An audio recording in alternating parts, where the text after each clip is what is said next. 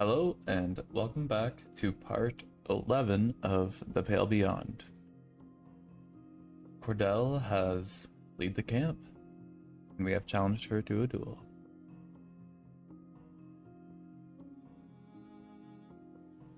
It's about time we take her out. On a date! She snaps her weapon too, and fires. Your left ear explodes. The world spins, and you find yourself lying in the snow. Pain shoots all around your face. Cordell. You didn't shoot.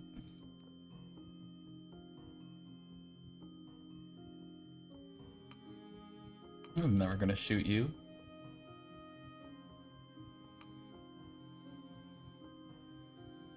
Your attempt in speech is lost as the pain tears across your face. You hold your hand to what was once your ear. A hole, wet with red, is all that remains. You didn't shoot! Why didn't you shoot? I was never gonna shoot you.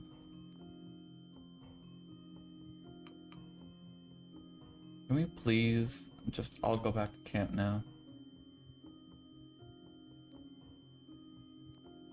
She puts down her arms and walks over to you.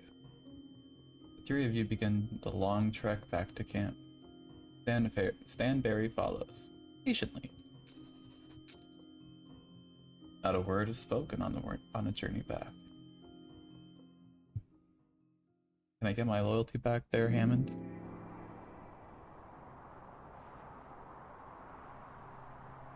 Oh, they didn't die of frostbite? I'll take it. I'll take it. It's a miracle. It's a miracle. And I'll take it. Kasha, careful. You turn your head to spot Kasha perched precariously over the edge, her camera in her hand, lining up another shot from her position. It's a great shot over the horizon. Excuse me. It's a great shot of the horizon. Trust me. Oh, I'm sorry. I'm getting a quick phone call. You've got a good shot of falling to your death. Get back over here. The ground isn't safe. You can't trust anything beneath your feet this high up. Kasha doesn't heed their warnings, instead lining up the shot and snapping it cleanly. There. No issue. And this might be the banner image for my report. If the civilian is done being foolish, might we move on? Kasha nods and turns back around to join the rest of the crew. Only for her to slip on the ice beneath. Kasha, you're not gonna die. I won't let you die. You lunge forward and pull Kasha forward so that she isn't hurtling over the edge, but her initial stumble sent the camera falling below. That was a close one. My camera! Be thankful the camera took the plunge and not yourself, young one. Despite reassurances, Kasha moves back to the edge of the cliff, peering over, searching for her camera. I can't lose it. Everything from this expedition was on there. Wait, I see it. Nonsense. It's a blip on the rocks. You can't see the ground from this distance. No, it's not on the ground. It's snagged on the ice. It's not too far down. I can climb back down and... Not a hope. You'll want to go back to climbing. If I lose that camera, my entire reason for being on this nightmare goes with it. I'm getting that camera. She turns to you. Captain, we have to do something.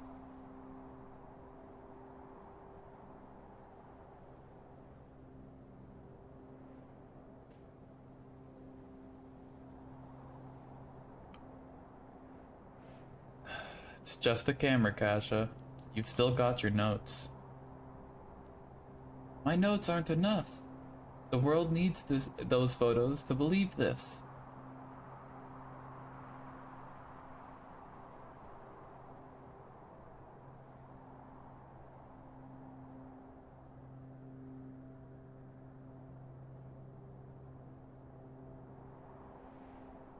Ah, jeez.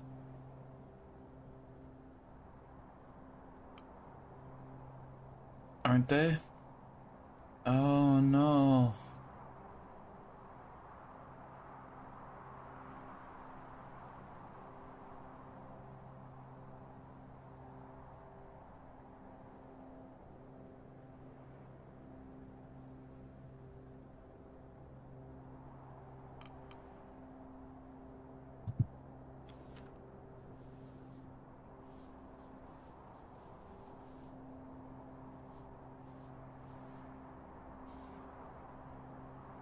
I'm gonna try this again. Aren't they? You'll have the testimony of the rest of us. The story comes from you, not that machine. Kurt steps forward. I'll do it.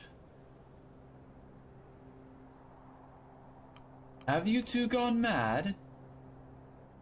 It's my understanding that was a prerequisite for attending this expedition. Let's go, Kasha. Kurt affixes a rope to Kasha, locking her in tight with the climbing gear. Leave the climbing to me. As a civilian, your safety is top priority. I would suggest rethinking this plan of action. We cannot afford to lose our navigator. It's because I'm the navigator that I'm going down. If I can't save that camera, no one can. That would be the preferable option. Kurt pays no heed to the protests of Templeton, continuing to climb down with Kasha in tow. Thank you. Don't thank me until this job is done. Bad luck otherwise. They're risking their lives for a bloody picture box. You should stop this, Shaw. Fuck you, Grimly. Kurt and Kasha begin to slide down the wall of the cliff at a steady pace. Kasha keeping her eyes on her camera at all times. Easy now. Easy now. Do this, Kurt. Reassuring yourself isn't very reassuring to me, you know. Okay. I think I can get it from here. Think. Both of you. Please don't make any rash movements. She collects the camera. And there we go. Now get back up here, you madman. Job well done. So much for bad luck. Yes, now let's climb back up. Kurt begins to adjust the lines on his climbing gear, prepared to lead Kasha up. But the extra weight from the camera causes the rock beneath Kurt's feet to crumble, and the former film star goes hurtling back.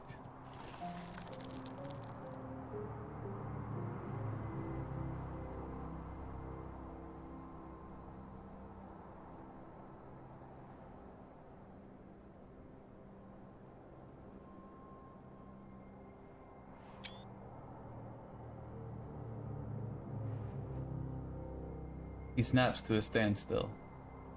The line between himself and Cash is still intact, but the weight of the big man's fall pulls Kasha back from the face of the cliff. Blast! Kasha, are you alright? I can't see the cliff. What's happening? This blasted line won't hold with me. Pull us up! The rest of the crew hang back, lest any added weight at the cliff's edge cause an even more dire incident. As you look down, you see the pair flailing, helpless. Kasha spots you. Captain!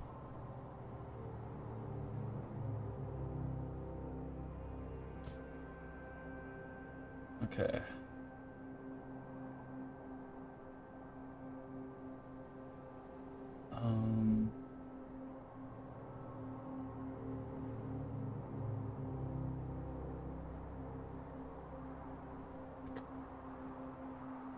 Alright, command the crew to pull them both up. I'm not risking either of them. The crew scrambles to start pulling the rope up. No doubt the dangling weight of Kurt is also putting strain on the back end of the rope, as it's tied to a jagged rock at the peak.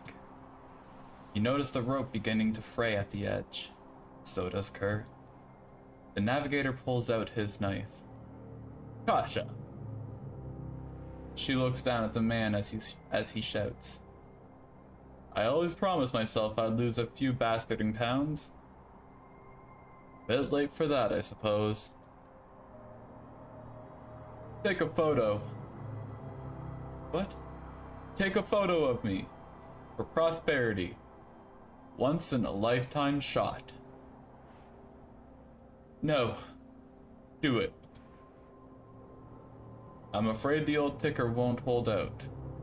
Can't get any more strenuous than this, huh?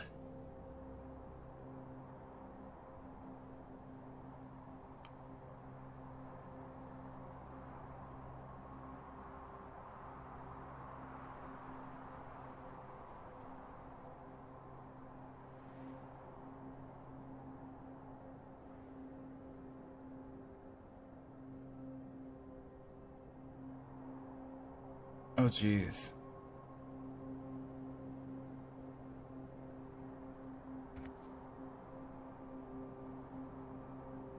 Okay.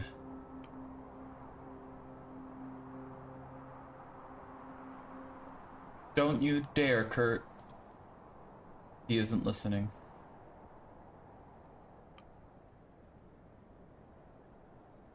You can pull her up, Kurt. You can do this.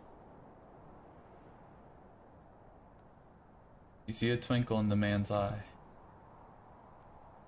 Do you really believe that, Captain?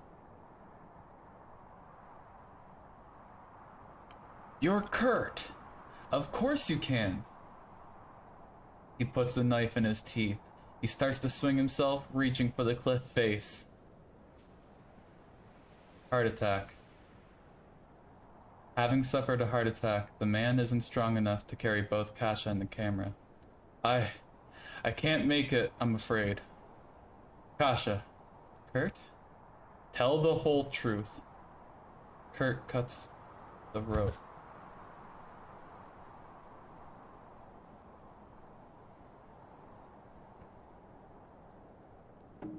The man disappears into the pail below.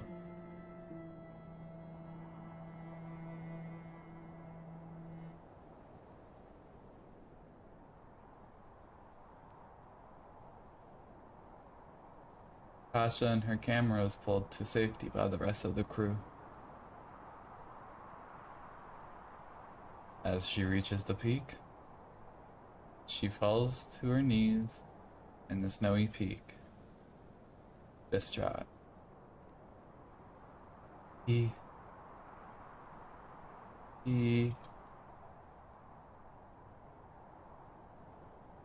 Kasha, what happened? Our navigator cut himself loose to save her, didn't he? You nod. I must admit, I thought his heroics were empty. No, he was a true hero. That mad bastard. Never thought he had it in him.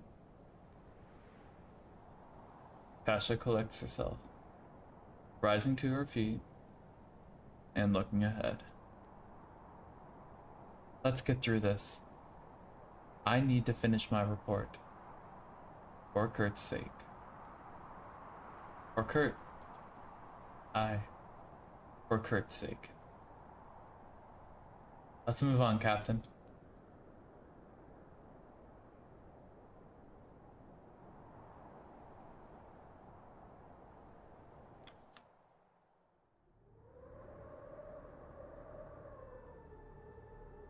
The crew finally crest the mountaintop.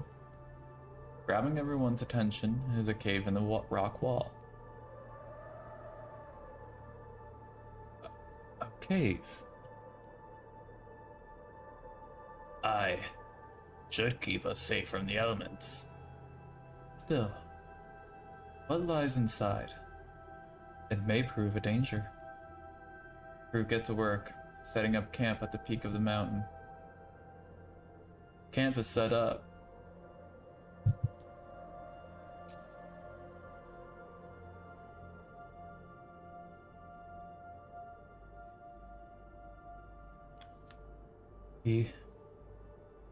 He's really gone.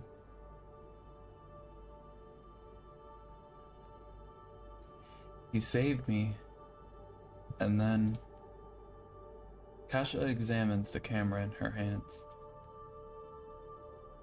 His story will be told, Captain. Kurt, darling, he was a hero.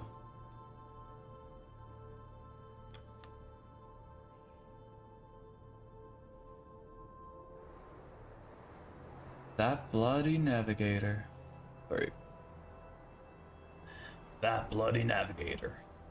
Complete idiot. Always trying to make himself the hero. And then he bloody did it. Can't even talk shite about him now. We'll miss him, Captain. To think, we would lose our navigator at the last hurdle. Reckless or no, what he achieved is admirable. The legacy of Kurt Dowling will survive through his heroic actions. Let's take requests, shall we? Just Templeton. Captain, it is time. We are at a crossroads, and a decision needs to be made. We both read the cairn. We know the location of the Viscount lies within this cave. We are this close. Our mission's end lies in wait.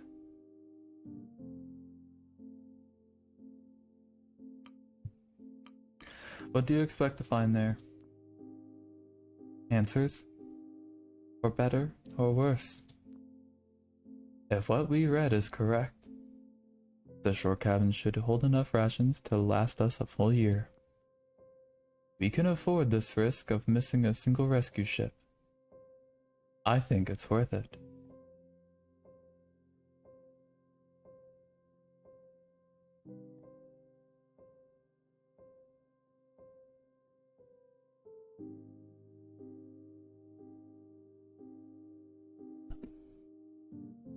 I think we can risk it.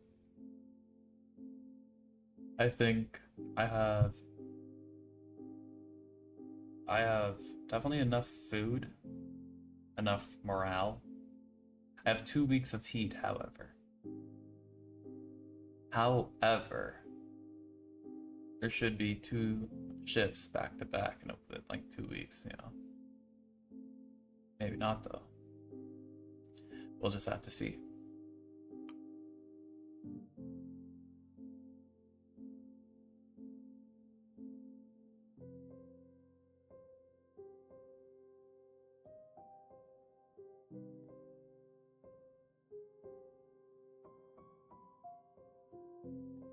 Interesting. I just need a sec to think about it.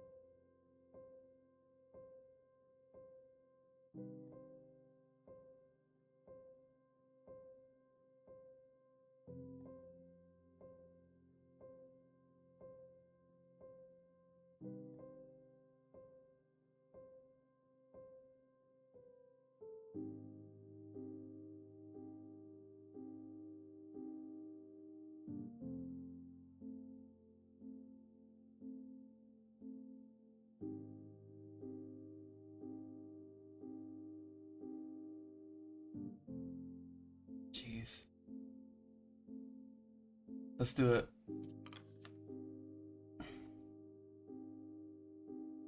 You're right. We can't turn away from this opportunity. Indeed. You should inform the crew of our movement as soon as you leave this tent. I know you will make the right call, Captain. Finish your quest.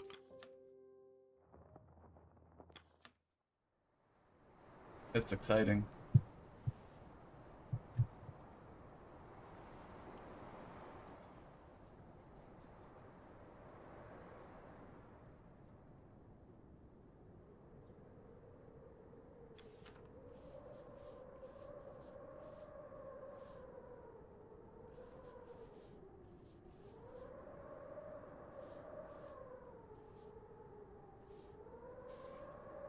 Interesting.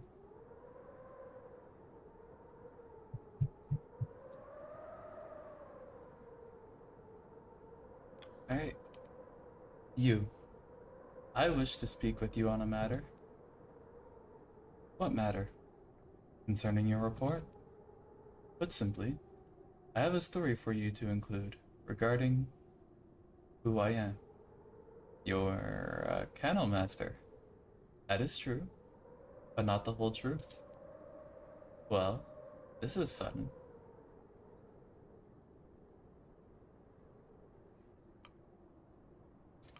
I have been curious about your past. I have no doubt you were.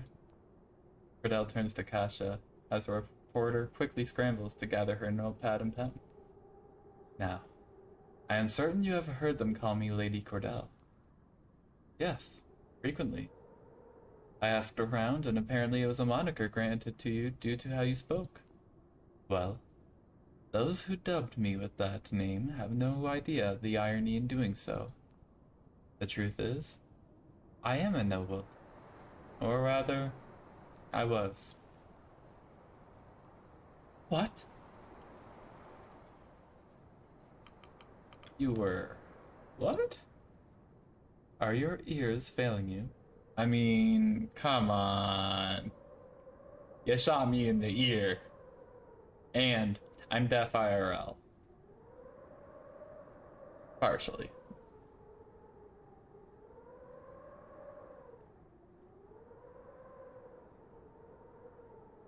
I was born and raised within the nobility. I don't mean to call you a liar, but that's just a big claim. Ingrid Cordelia Weston. What?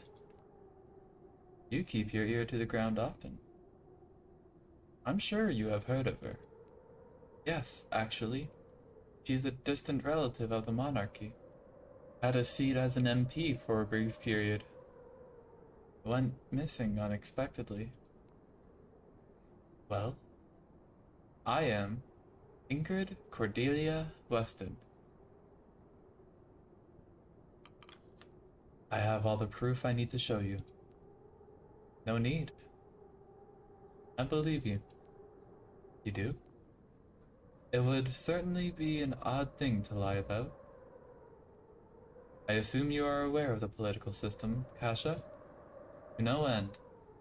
Researching it was possibly the most dull and harrowing part of my last report. And yourself, Captain? Vaguely. Well, then allow me to refresh your memory. Well, as a distant cousin of said monarch, I was placed in one of those parliamentary seats. As you can imagine, I had no interest in being an MP. My aversion towards human interaction was no different in my youth.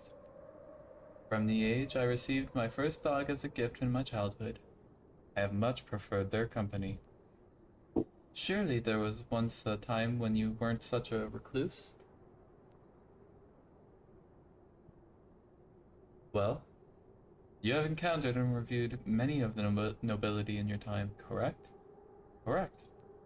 Well, you choose to spend your time amongst those people? Oh, would you choose to spend your time amongst those people? Fair point. So, this whole time we've been traveling with a runaway MP? Yes. I suppose it does sound quite unusual.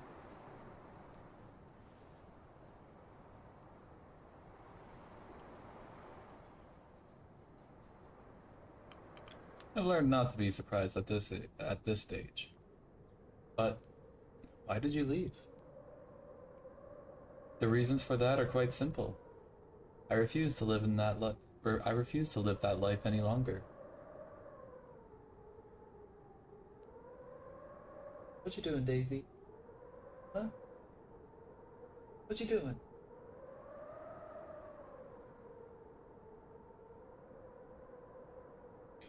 In that world, in my position, certain things were expected of me. Act with decorum, attend every social event, keep your real life, keep your real self hidden until you're considered suitable to be shipped off into a political marriage. A grim reality, one I wanted no part of. My choice was clear, and I didn't hesitate in my thought for a moment. I left home in the dead of night, taking only two things with me: my certificate of birth, for reasons more practical than sentimental, and my dog, for reasons more sentimental than practical.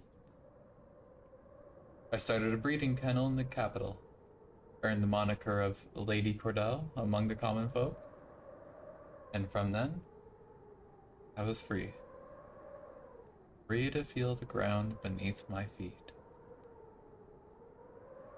As Cordell speaks, Kasha intently takes notes. See. So trapped in a restrictive role in society, you broke free of your chains, yearning to be independent. I suppose, yes. Just like a wild pack of dogs, able to roam free. Please do not include a surface level poetic interpretation of my actions. Poetics are my calling, but okay.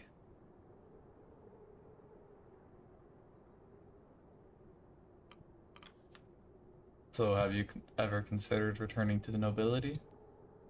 Not even slightly. That life is simply not for me.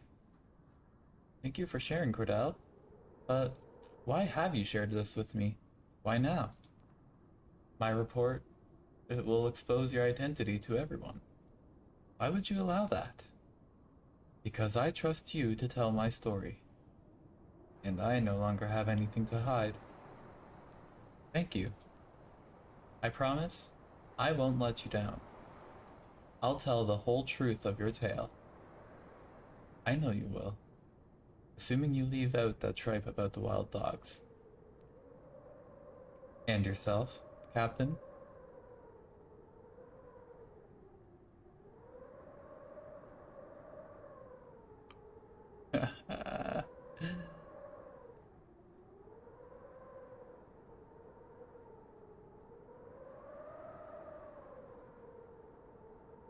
That's like, no, what's our loyalty with her?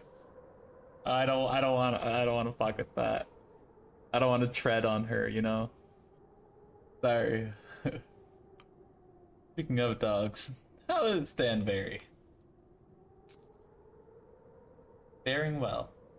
Still pregnant. What? Stanberry is pregnant? Yes. Quite fortunate for me, after what happened to my kennel.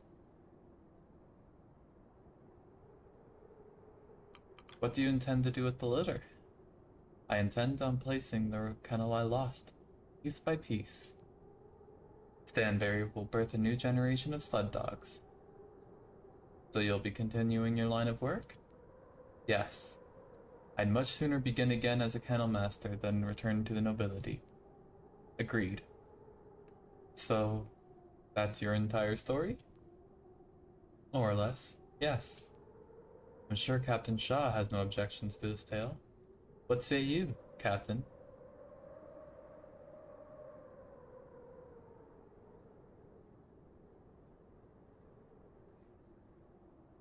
I mean, That's like getting almost too personal. I mean, I do call everybody else on a first name basis. However,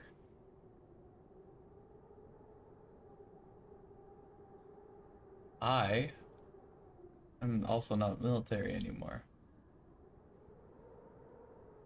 So I don't necessarily need to abide by that in addressing somebody of higher rank because technically they would be of higher rank even though they're not military, but they're a public official. Um,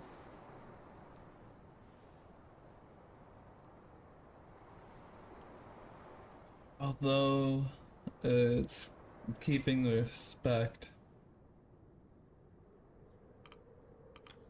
I never would have expected. Thank you for sharing. I appreciate your listening. I can't believe you trust us with. Thank you, friend. Do not mistake this for closeness. I simply trust your credentials enough to consider you a professional. But you're welcome, friend. You turn and leave Kasha and Cordell. And I'll be right back. Carrying on. Let's speak to. Let's check the view to the shore. You look across the ocean. Whew, no.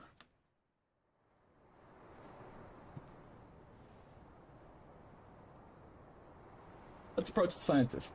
You find the crew's science officer overlooking several petri dishes containing various materials picked from the walls of the cave. Curiouser and curiouser.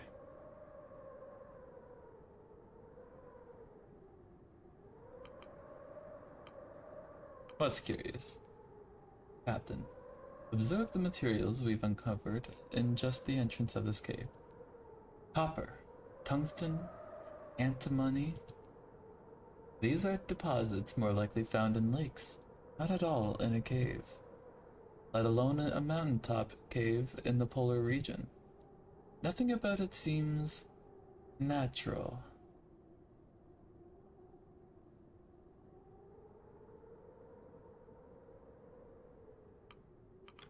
Could this be why the Appertons were looking for this area? Perhaps.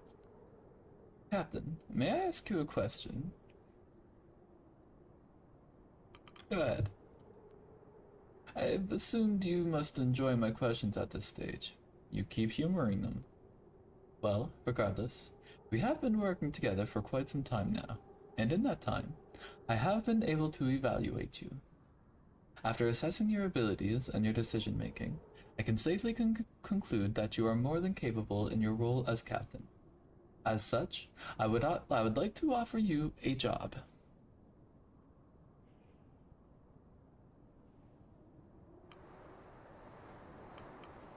With the Apperton Company?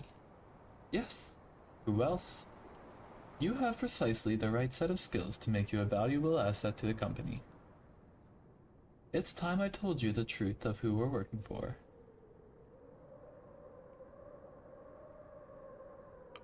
There's even more you haven't told me?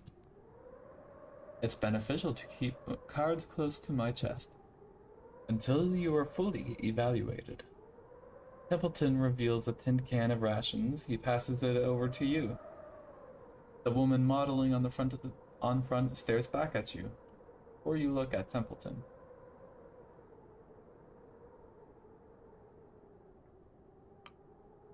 What, am I working for the model?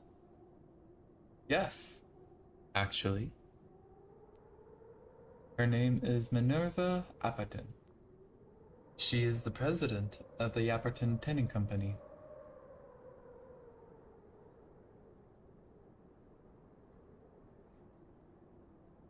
Her. She's real. Yes? Did you believe her to be entirely fictitious?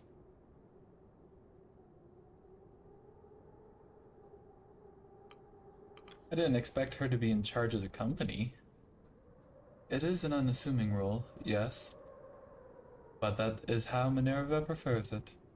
Tinned foods is perhaps the lowest priority with the company in today's age, as you can likely tell by the shoddy work on our rations. Instead, Lady Averton is focused on turning her company into the only option in commerce, which is why she sought after the expedition of the Viscount.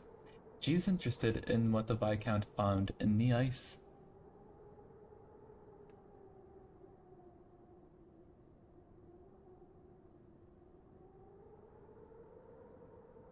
And just what did they find?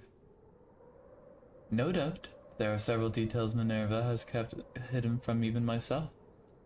But I will tell you what I can. The original expedition of the Viscount was carried out by the government. A race to find the southernmost point of the world, charter it out in the name of in the name and glory of science.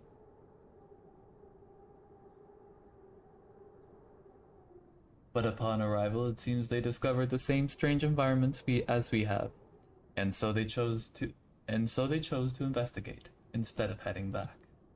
And contrary to legend and hearsay, it wasn't the cold and starvation that drove the crew mad. It was what they found there, that took their minds. And just what did they find? That part remains a mystery. But what we do know, there was a witness. A survivor washed ashore. Half mad, their tongue cut out. They only lived long enough to give us a hint at what we're looking for. It is unknown what exactly lies in wait for us should we find the Viscount. But from what we know, the crew of that vessel found something world-changing. This is no mere treasure. What they found was unnatural in nature. A paradox existing at the most southern point of the world. And whoever can retrieve it, bring it back to civilization, will shape the path of human advancement for the next century.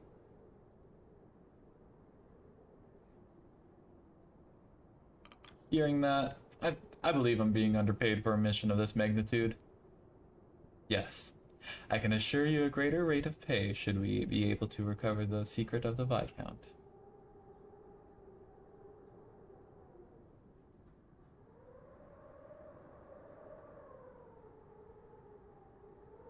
Then it is our top priority to recover what the Viscount found. Precisely my thoughts, Captain. It is good to see we are both of the same level mind. Now, I have told you all that I know. Please, leave me to my research. You turn, but Templeton speaks up once more. Oh, Captain. You never officially responded to my offer. Do you wish to work with the Apperton Tinning Company after this?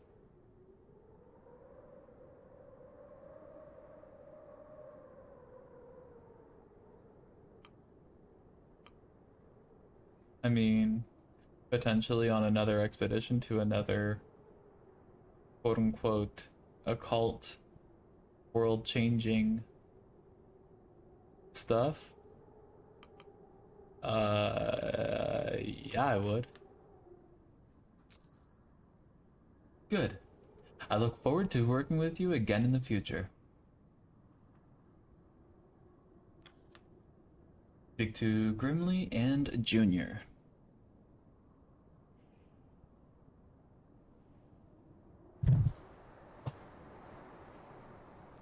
And we shall pop a Coke. Oh, that's just gonna fizz everywhere. That's okay, we'll leave it for a moment.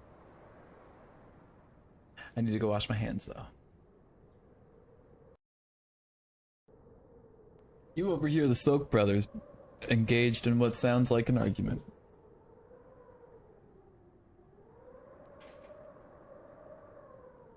What did you say? I'm sorry, Grimly, but I can't fool myself any longer. Let's face it, Hunt abandoned us. Wrong. That's all you have to say? Grimly, we've been out here for so long. He left without a word. He left us to die. To be torn up in a blizzard. Be eaten by a seal. Whatever else. He didn't care, did he? You don't know what you're saying. I know Hunt better than you, Junior. The captain would never. He's not our captain. What?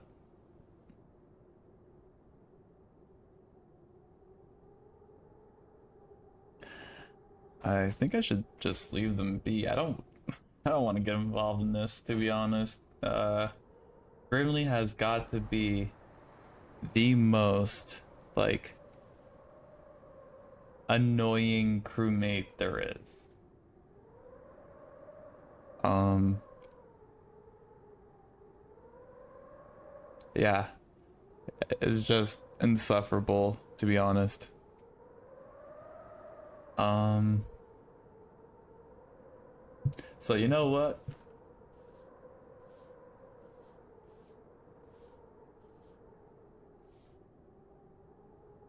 I'm pretty comfortable with my loyalties. Let's see here. That's like 4 or 5. That's 3, potentially. Let's say I don't get him randomly. Well, that's 4 right here. That's 9, 10, 11, 12 versus the possible 8.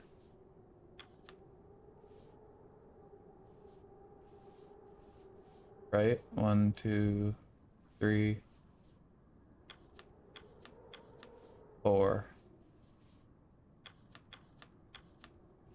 5, and then 1, 2, 3. Yeah, it's 8.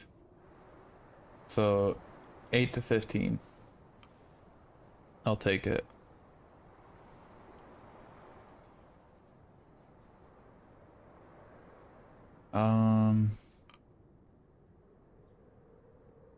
I don't need to weigh in on it. I really don't. Best not to get involved in the squabble of siblings. If it wasn't for Hunt, we wouldn't be stuck here. He did this to us. Fine. Grimly storms off, marching towards his tent. Grimly only lets out a sigh in response. Alright. Anything left to chitter chatter about? Nothing around else? Okie dokie. Let's enter the cave. You notice the compasses are pointing directly towards the cave. Row the rescue ship. Search for the Viscount. A commitment kept is the achievement I just got. The dark cave network reveals itself into an opening.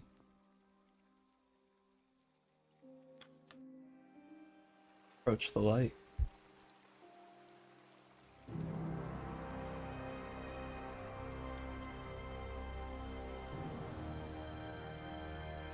There it stands before you, the Viscount, where it was left by its former crew. But not as it was left. The ship stands quite different indeed. The snow filtering into the grotto seems almost frozen in time. The weather itself remains fixed in awe of this impossibility sprouting from the great lost ship.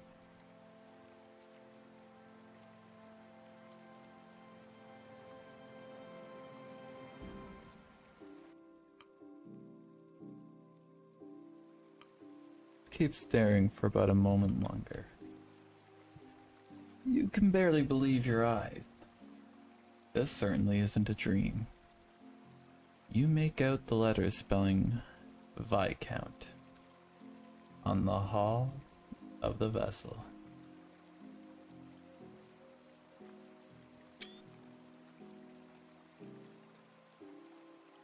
After 5 years, no, 6.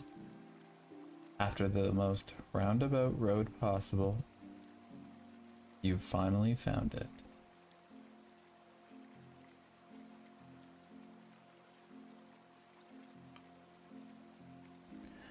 Drop the mask of captain for but a moment and cheer.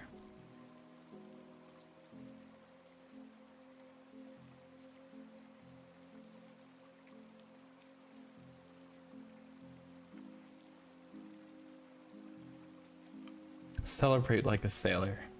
You fill your lungs with air in preparation. Fuck! Yes! God's fucking yes!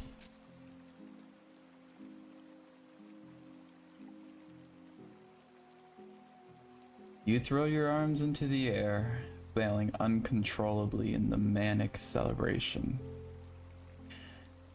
Junior soon joins you in celebration, throwing his own arms into the air and yelling at the top of his lungs. To your surprise, even Dr. Nutley joins you in expletive-soaked glee. Templeton clears his throat in an attempt to keep your focus. You realize the others are now staring at you. You cough and straighten yourself before turning back to address the rest of the crew. My word. It's... Kasha appears to be lost for words. She slowly raises her camera up and snaps a photograph of the ship. My goodness. Shaw, despite the vegetation, the Viscount looks to be intact. I shouldn't hazard to get my hopes up, but remarkable. Truly remarkable. Captain, we must study this at once. I was concerned, Shaw.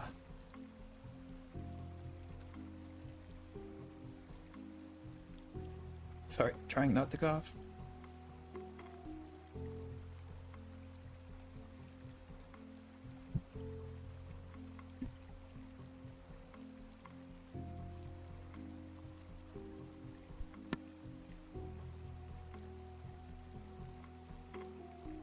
I was worried that we may not find anything at the end.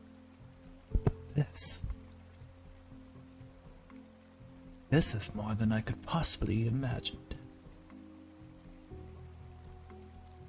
How could something like this exist out here? It's just not possible, is it? Believe your eyes, Doctor. I can only imagine what Kurt would have said if he saw this. He would have loved it.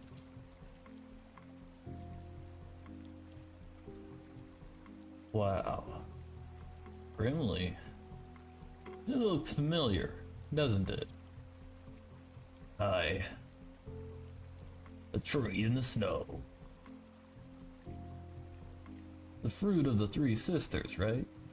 That old tale would keep me up at night. Careful, Shaw. There's many sailor songs about this. None of them are good.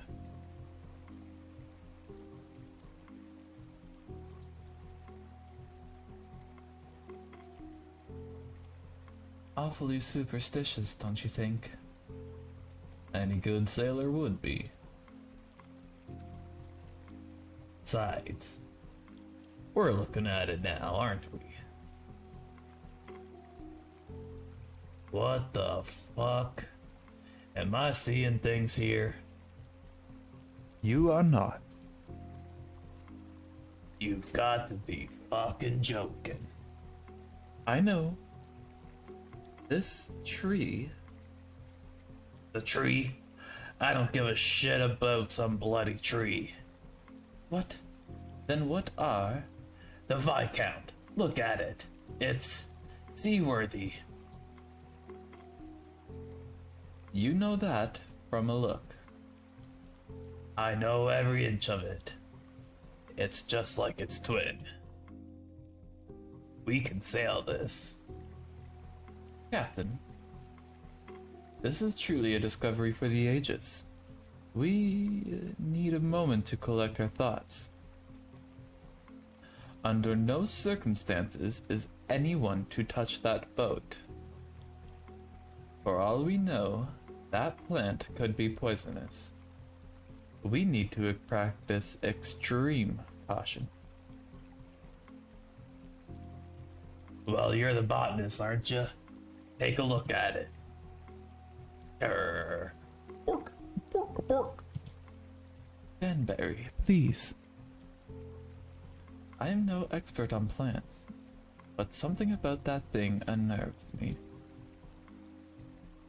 Don't trust it for a second.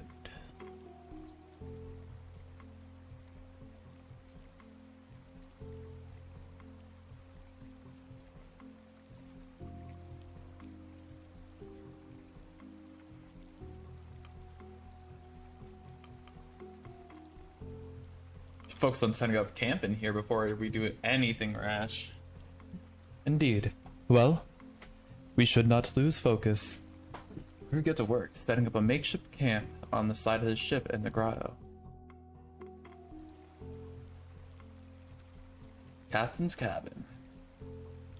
That all it's here? Yep. It's locked. Descend below deck.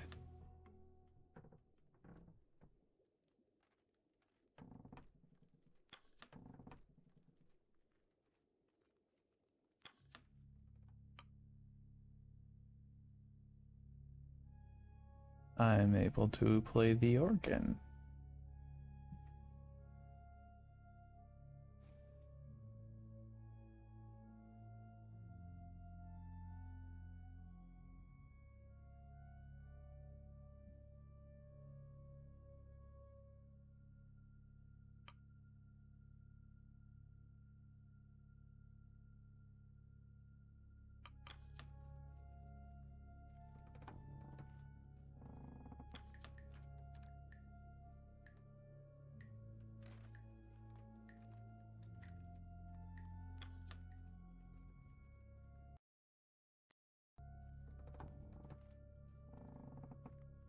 That's grisly. The engine of the Viscount. Classic retrofitted steam train model. Twisted among the roots of the tree. A corpse. An old skeleton in what appears to be a captain's uniform. Their bones have fused to the roots around it. They've clearly been here for some time. Inside their coat, you find a ship's key. Viscount Captain's Key.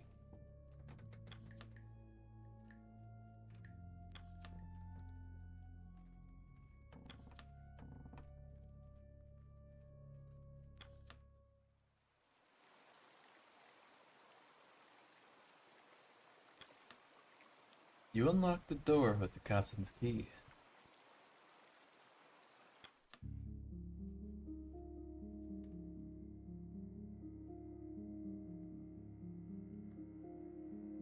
Captain Hunt. You enter to find a ghost sitting before you. Littered around the room are countless familiar scrawlings.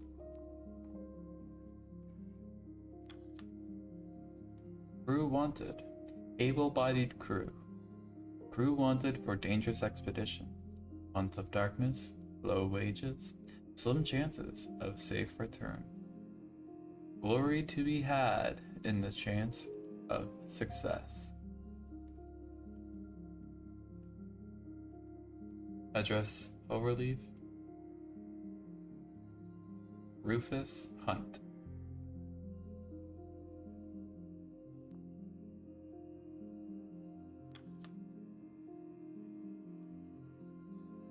She must not have it. Always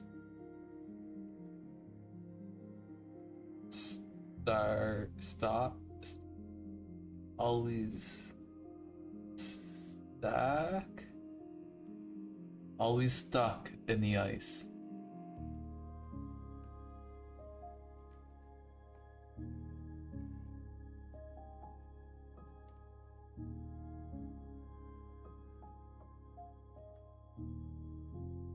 Huh. That's interesting. So, did Hunt...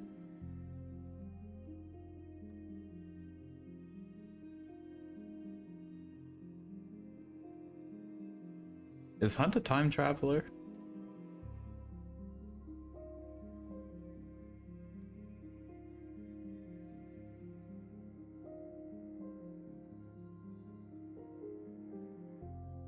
Is that what's going on here?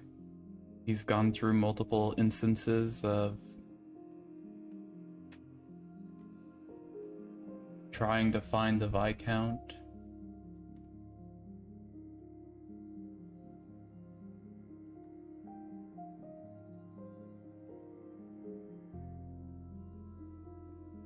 Like,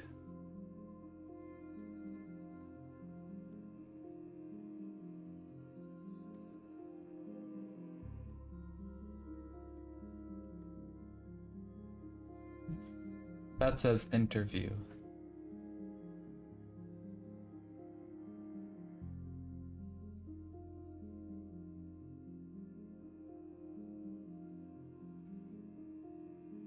She must not have it. Is that what it's circling right there? When it...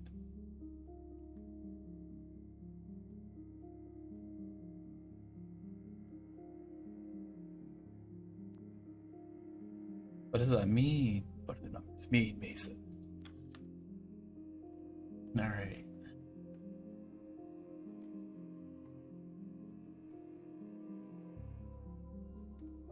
This is how many times they've had them take over as captain.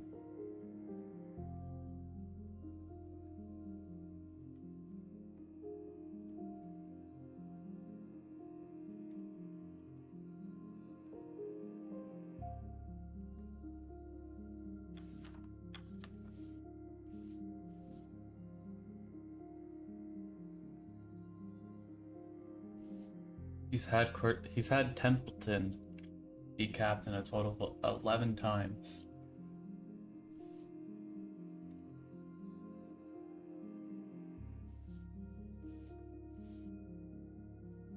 He even had Arthur be the captain. Interesting.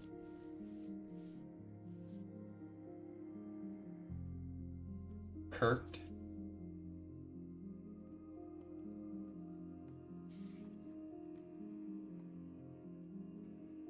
Who is that?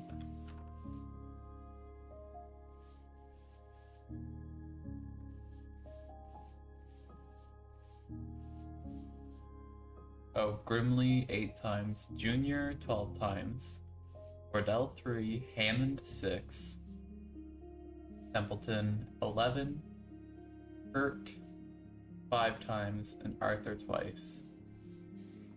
And I'm guessing this is my first time around.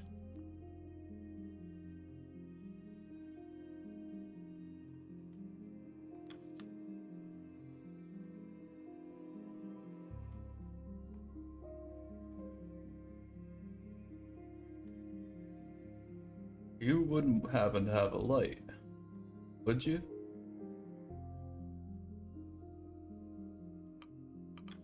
I thought you were dead. Not dead. Not quite alive either. Somewhere in between, I think.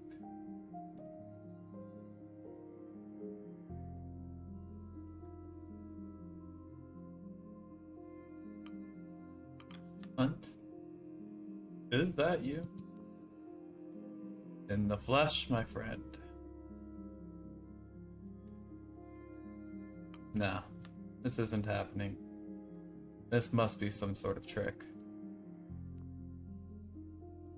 Looks up at your head. I don't suppose you saw my hat on your way over here. Dog ate it. Well, isn't that something? Ha. Never liked that hat anyway. A bit aggrandizing, don't you think? How's my ship?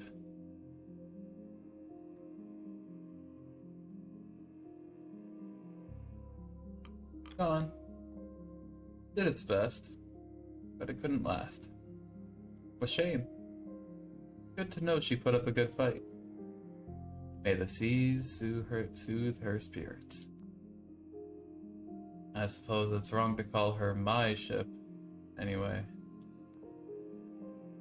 Which reminds me, Templeton told you about Minerva, no doubt.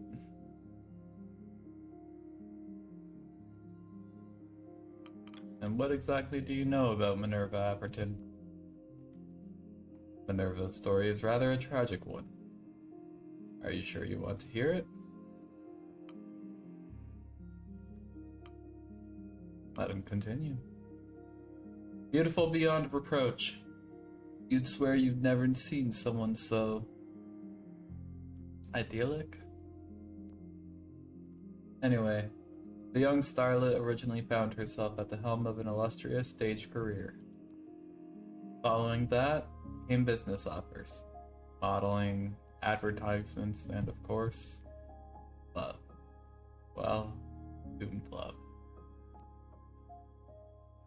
She was widowed, you see, but not before winning the heart and hand of the son of a little tin foods company.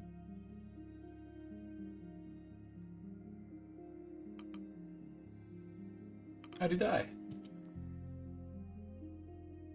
There was rumors that she killed her husband, but I'm not so sure. Maybe he choked on a peach. It might have taken Minerva the rest of her life, but, well, let's just say the Appertons have their hands in a lot more than tins of peaches these days.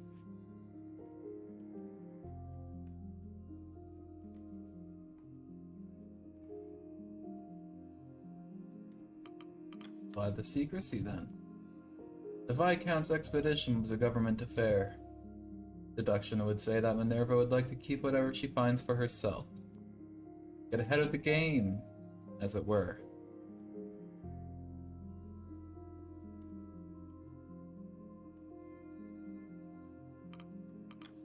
When we first met, you mentioned the Viscount was a research vessel. What was it researching? I have some questions I need answered. I have some questions of my own I need answered first, Robin. Now, I want to know which Shah is speaking to me right now.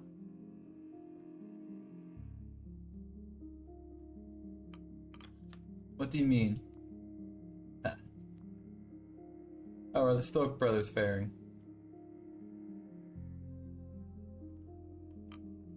Alive and well? No thanks to you. That is good to hear. You made land after the sale, I assume. How is everybody else? How did you fare on the ice?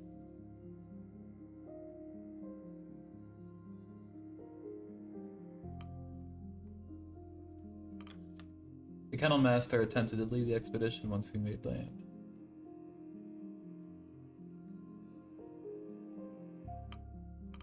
You might have noticed I'm missing an ear. Took that to convince her to stay. Really? And what would I get in return for the other?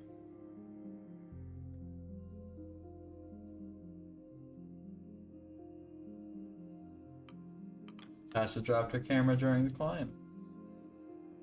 Kurt gave his life trying to recover it. Ah, Kurt. Going out the valiant hero, eh? What of the camera itself?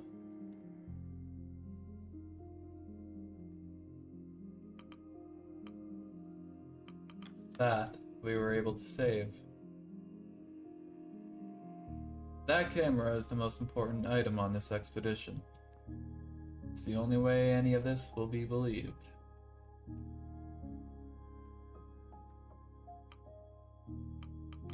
Why didn't you steal it as well then? You've met her.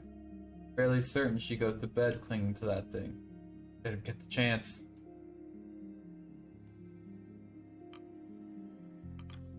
The doctor has managed to stay with us at least. He found his nerve out on the ice. Now that is pleasant to hear. He was the only crew member I was unsure of. I didn't want to upset his father by getting the poor boy killed. Not that any of that matters now.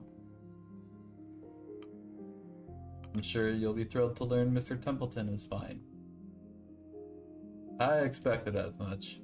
Has he given you much grief?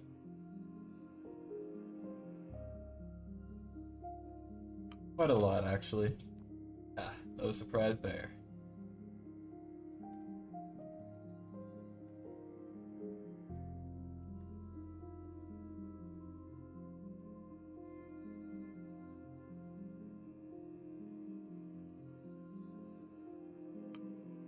Between the two of you, I'm beginning to think I'm the only one actually considering the lives of everyone on this doomed jaunt. My word, he truly must have been a nuisance. Now, I have questions of my own. Of course, of course. I'm sure you're wondering what led me here. You might be able to tell. It isn't a particularly hopeful answer. I failed my men. Well, there was 4 of us, as I'm sure you quickly figured out. Murph, Corbett, Joe, and myself grabbed what we could and headed off with one of the larger lifeboats. And where are the others now? Murph was the first to go. They knew what they were doing. They made their choices, and now they have passed. How? Did the cold take them? Everyone. He looks wistfully at the table. The custom of the sea occurred. What do you mean? It was Corvid's idea. There was protest, but after we learned the tins were poisoned with lead, we had no choice.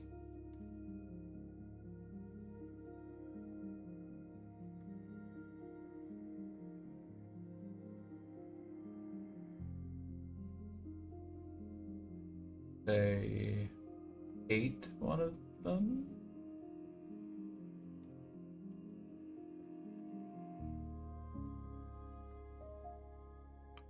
You did what you had to, but it never should have come to that in the first place. The other 2 argued over partaking. Murph refused, then subjecting himself to further tins.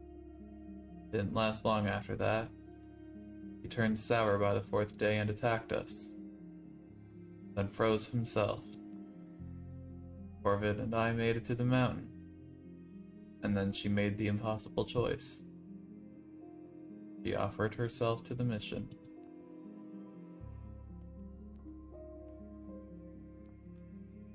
I can't get the taste out of my mouth, Shaw. No matter what I do.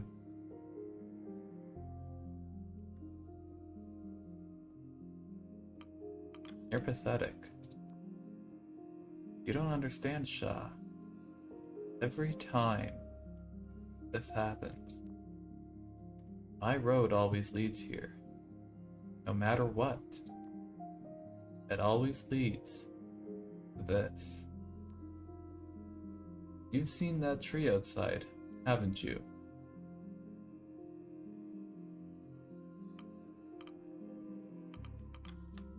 What is this hunt?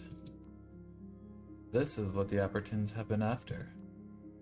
We're here for this. All roads lead here, Shaw.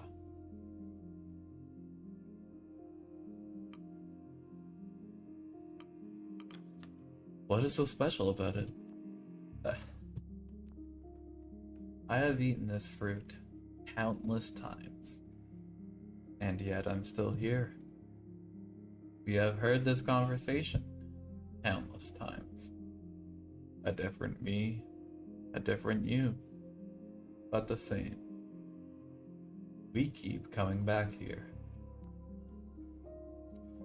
You regret your choices, Shaw. I remember you told me the sign of a good leader is understanding. Do you still stand by that?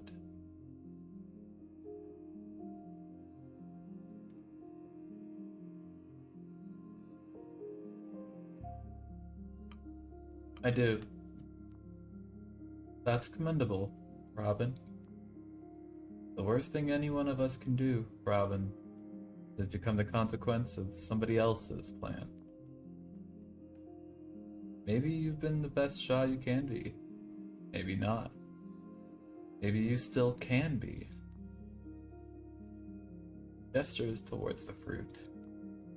With this, you can go back. Change the path to me.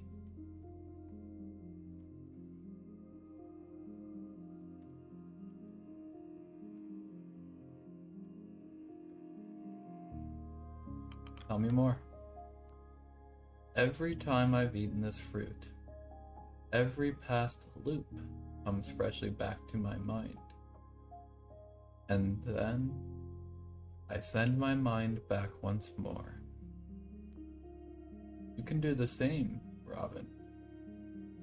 You can go back again. You won't really remember, but part of you will want to try something else. Some things will stay the same. We always get stuck. The temperance is always lost. But you can save lives, save rations, perfect your leadership. If you eat the fruit, that is.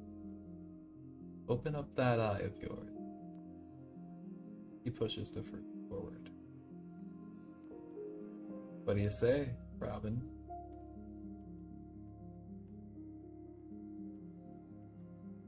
I don't trust it. My path is settled, Hunt. Well, at least this means you're proud in your choices. We should head out, Robin. We have people waiting, I understand. It's been an age since I've seen my crew. Oh, but before we do, that tree out there, you plan on taking it back to the Apertons?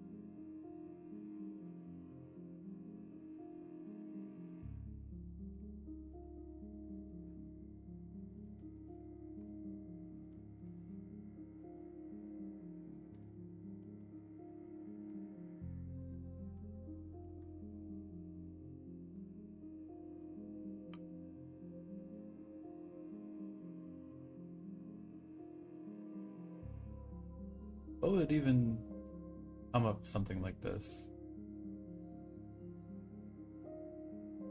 Oh, that's easy. The woman at the top of the company, would eternally go back in time until she figured out the best path of world domination slash whatever she would take out with her, or do with the amount of what she would be. Basically, she could rule the world if she wanted to. And something like that can't exist. Agreed. I'm going to burn it to the ground. Are you ready for the big reveal? What should we say?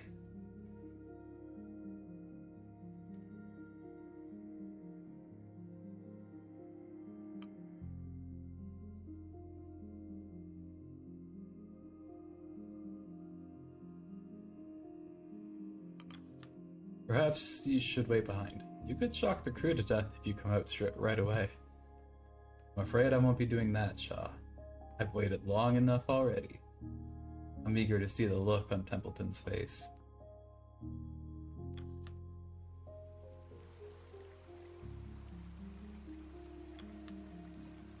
The two of you pace towards the rest.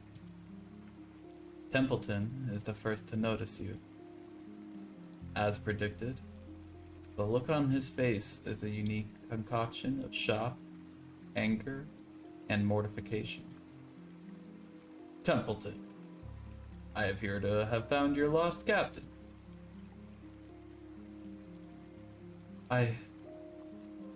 Other heads rapidly turn in your direction.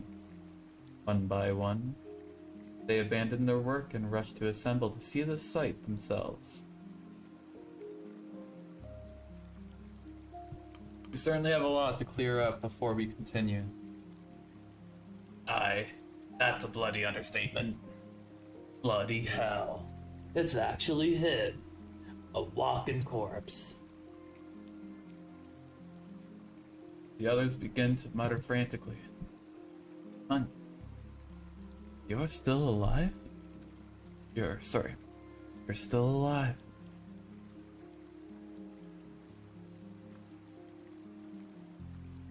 The doctor made it. Good. I need you to fix up my teeth. Excuse me? He survived this entire time? I'm going to struggle to convince people my report is true at this rate. This is quite the shock. Hunt whispers to you. I knew the look on his face would be worth it. But, perhaps you would like to... perhaps you would like to clarify our situation?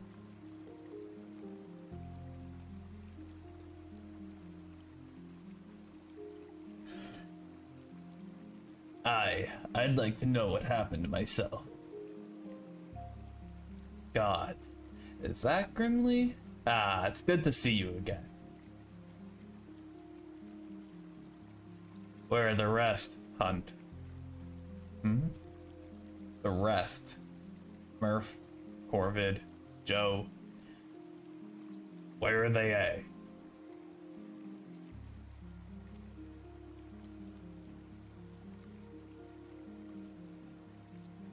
They didn't make it. All these years. And just like that, they're gone. Did they at least receive good deaths? I really don't know how to do Grimly. Did they receive good death? As best they could, Grimly. Now is not the time to dwell on those gone. Captain? Yes? No. Captain Shaw. How in the world did you find this man?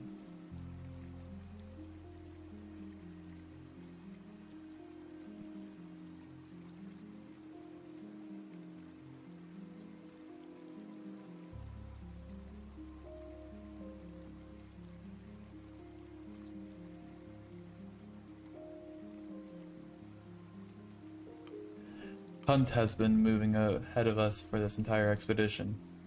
I found him in the captain's cabin. Has he enlightened you as to why he left?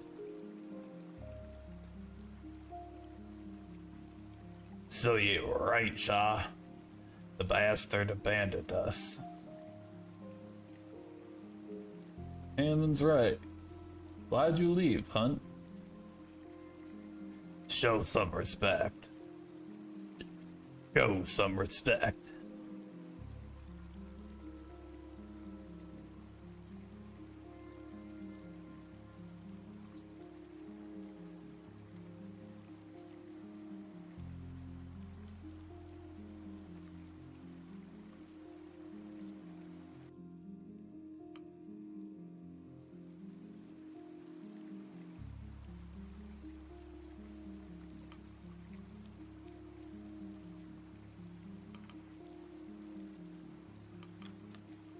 Hunt told me his plan was to get ahead of us and destroy the Viscount. Denies Hunt with venom.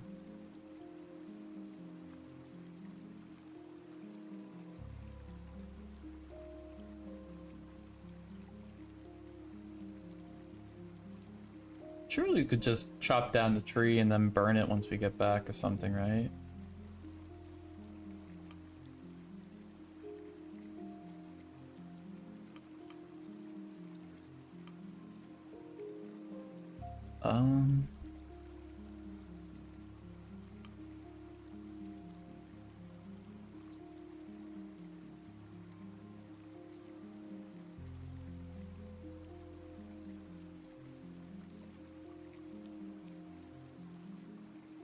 Let's see.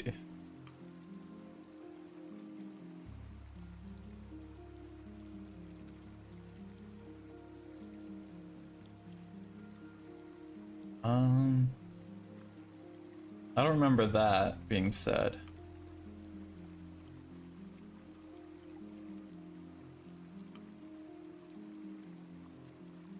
Simple as that. Captain, I think it's time we open the floor to the rest of the crew. Something tells me many of them have words to share. Junior takes a run at the captain before being held back by his brother. You left us. Why? I didn't plan on going home. None of us were going to come back. That's it? And why couldn't you bring us too? Why even plan that? Do you want those answers, Junior? Stop defending the man, damn it. Why didn't you trust us, Hunt?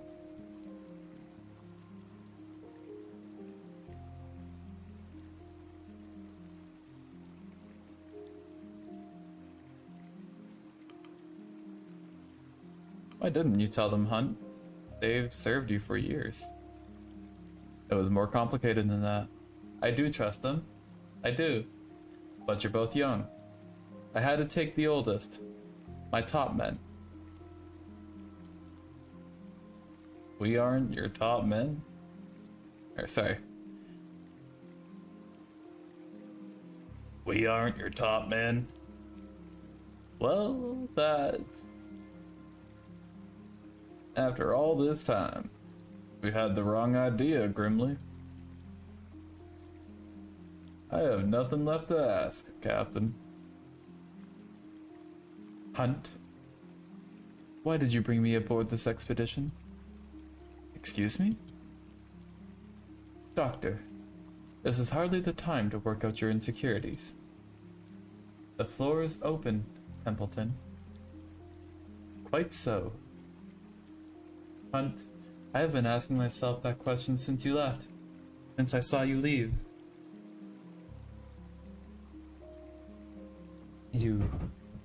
Pardon? You what? You saw Hunt leave. You saw Hunt leave, and you didn't stop him. He couldn't stop Hunt and his men. What does it matter if he saw him?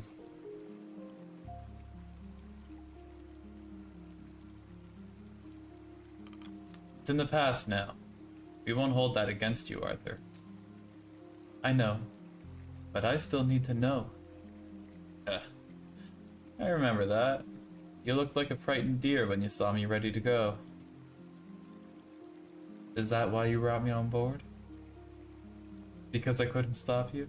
Because I was young, naive, easily manipulated? It is, isn't it? Where is the doctor here?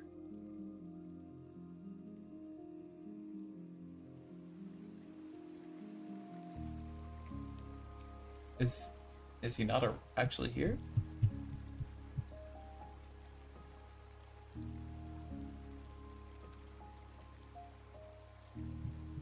Okay, he's not. Okay. Hunt tilts his head in confusion. Hells no. Oh?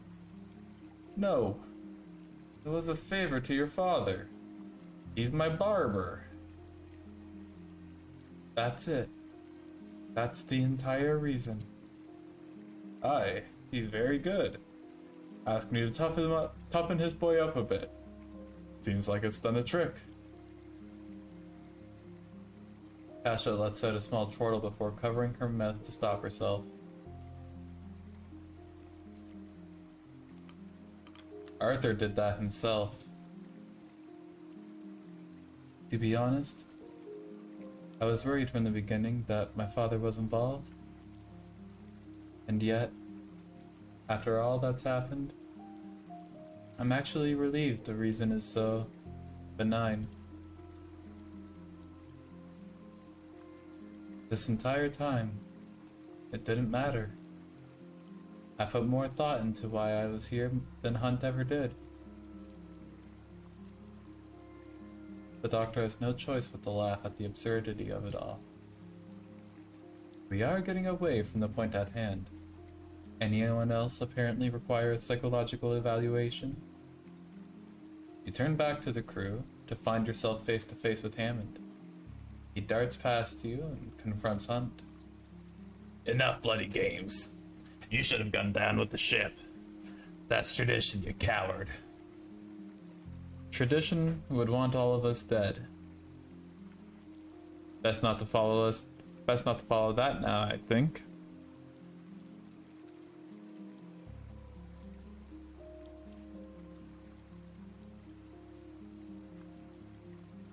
Hammond, get back in line. Control yourself.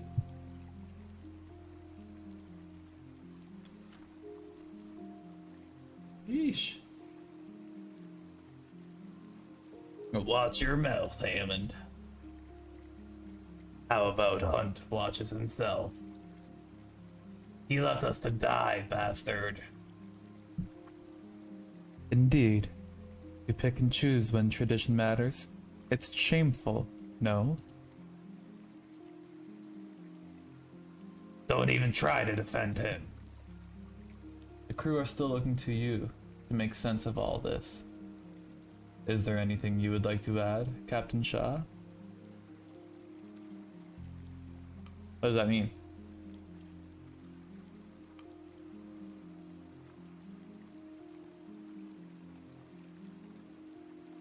I don't know what that means.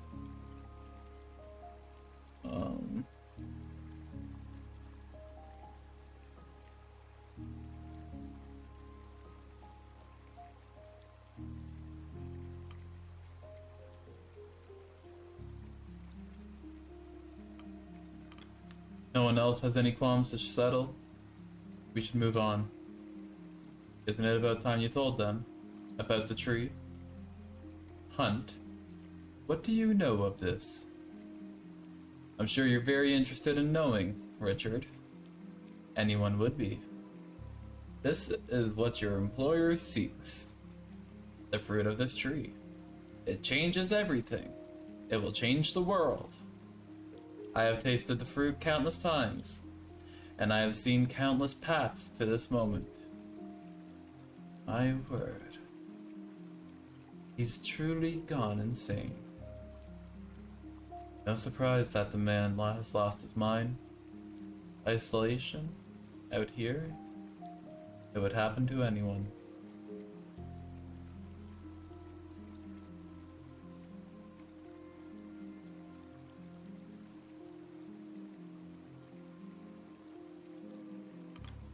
Insane or no, this tree is unnatural. There's something wrong with it. That much we can agree with. It's fascinating. Listen to me. To hells with the Appertons. They can't be allowed to have this. Nobody should. Nobody should?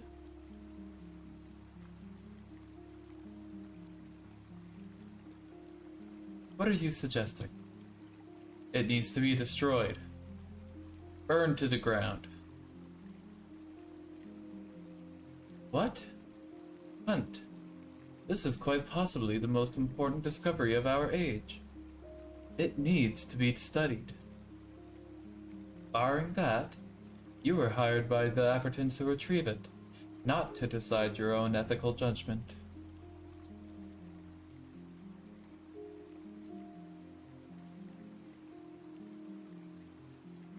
Men, calm yourselves. We should take some time to think this over.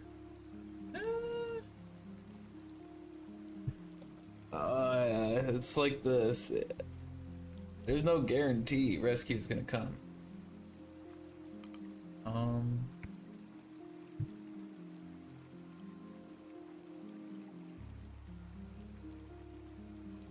Jeez.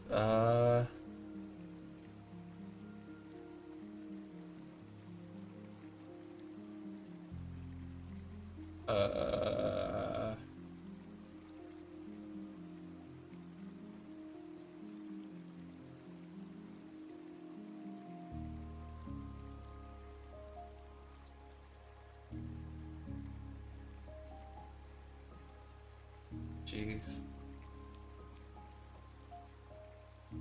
Uh...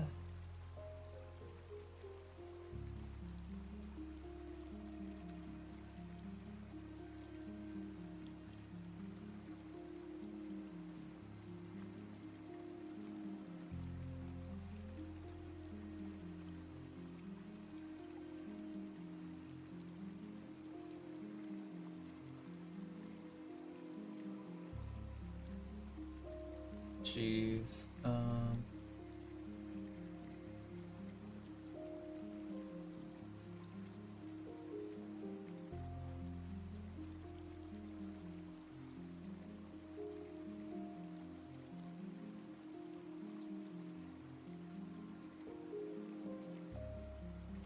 Alright. How close am I? Okay, that's fine. Hunt is right. This thing cannot be allowed to exist. Allowed to exist? Do you hear how drastic that sounds, Shah? Regardless, I am the captain of this expedition, and my word is final. I'm not sure about that there, Hunt. Crew falls silent. Rufus Hunt, you are not the captain of this expedition. What? Then who is? Shah? Bah! Shah's the first mate. That was a temporary agreement. I've returned and reclaimed my role. Unfortunately, Hunt, I have read our contracts quite thoroughly. Templeton produces his copy from his jacket pocket. In the event that the captaincy is held in contention, the correct course of action is to hold a vote. Any officer of the crew may put themselves forward to claim the title.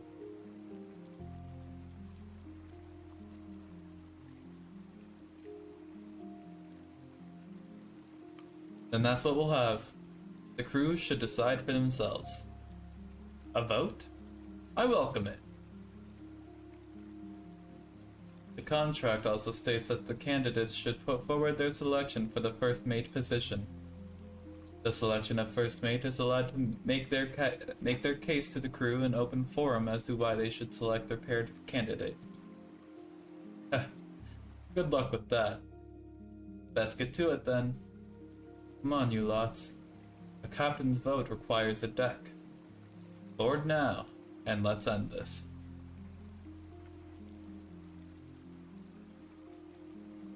The crew tentatively boards the vessel. Proceedings commence.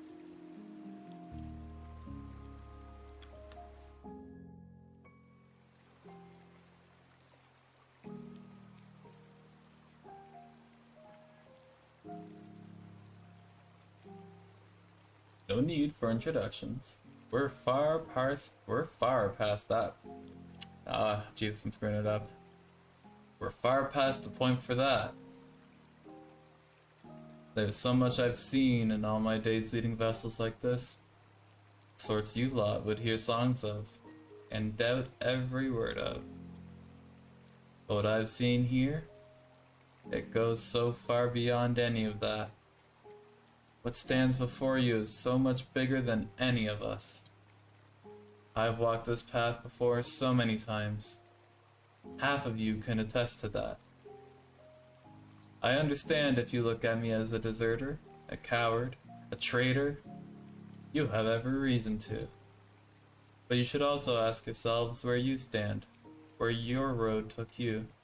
Always here, with me.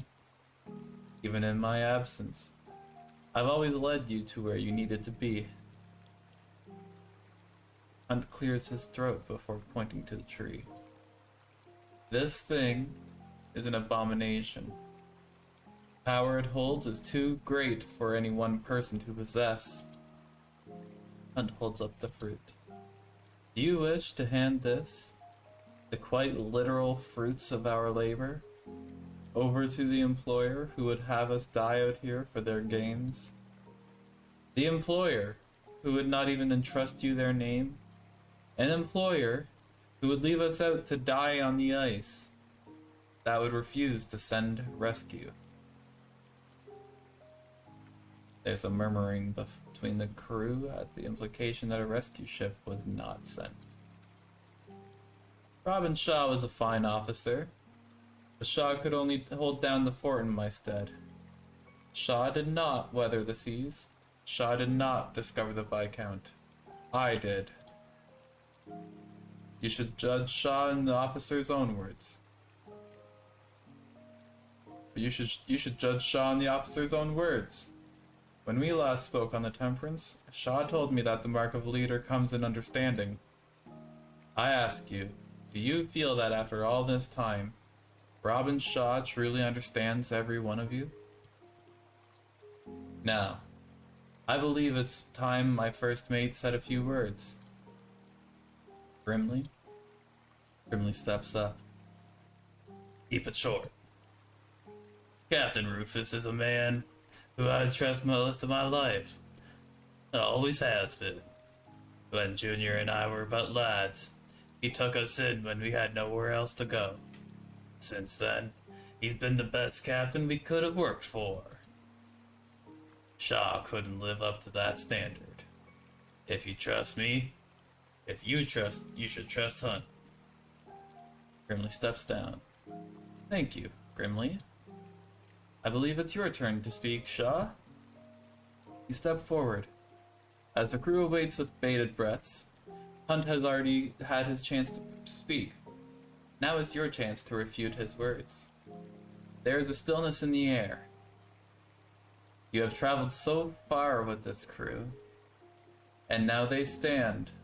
All seem to be hoping that your next words will instill in them the confidence and assurance that all this time spent with you has been worth the trouble. You pause, collecting yourself for a moment, before making your first statement.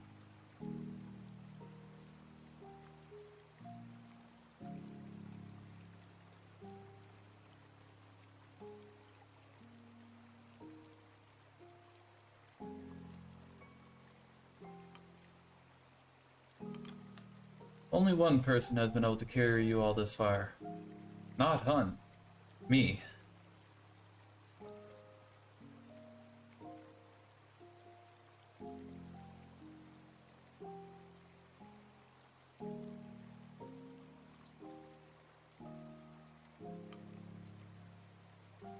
I once believed the key to leadership was understanding. Now I realize that's not the case.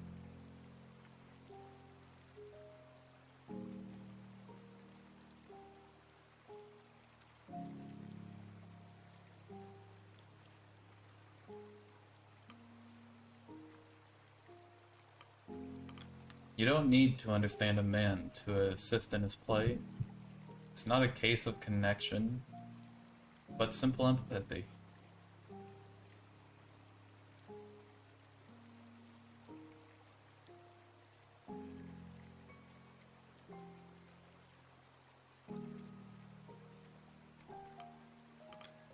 I see before me many different faces, from many different backgrounds.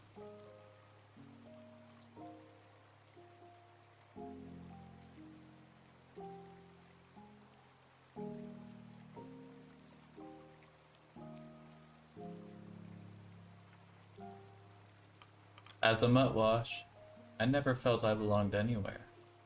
Until now.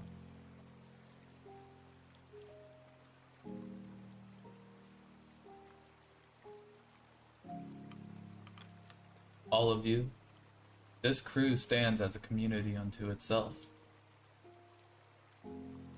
The crew look around, examining each other, taking a moment to consider the souls who have traveled with them to the ends of the earth, the souls they intend to travel back with. I haven't a bad word to say about this lot. Frankly, their music is some of the finest I've had the honor of hearing. Thank you. I have had my views on the people for some time, but I see now that I was wrong. Here, we are all brothers in arms. Whatever I thought about landlubbers and imperialists, That shit doesn't matter anymore. We're all the one crew, aren't we? Your thoughts turn to the Viscount, and the tree sprouting from its back. You must make your intentions clear.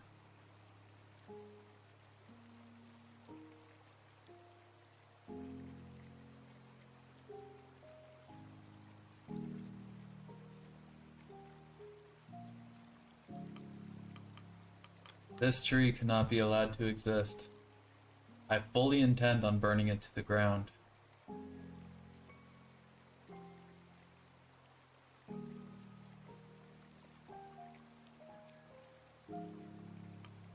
This is business as usual, people. Let's get to work. Who will you choose as your first mate to speak on your behalf?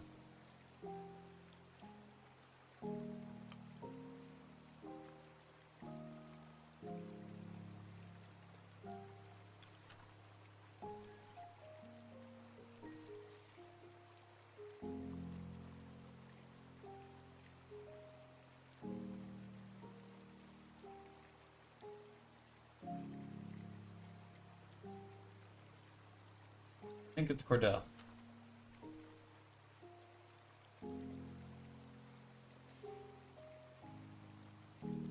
I could go with Junior, honestly.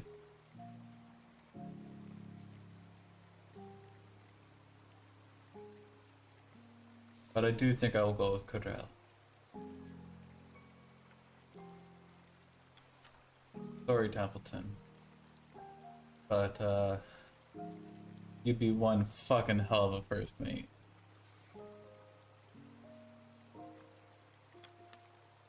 They nod back at you. Cordell steps forward. It has been a long time since I was expected to give a speech. Allow me to keep this rather brief. Even Stanberry would like a word in. All positive, Shaw. I have dealt with a great deal of employers.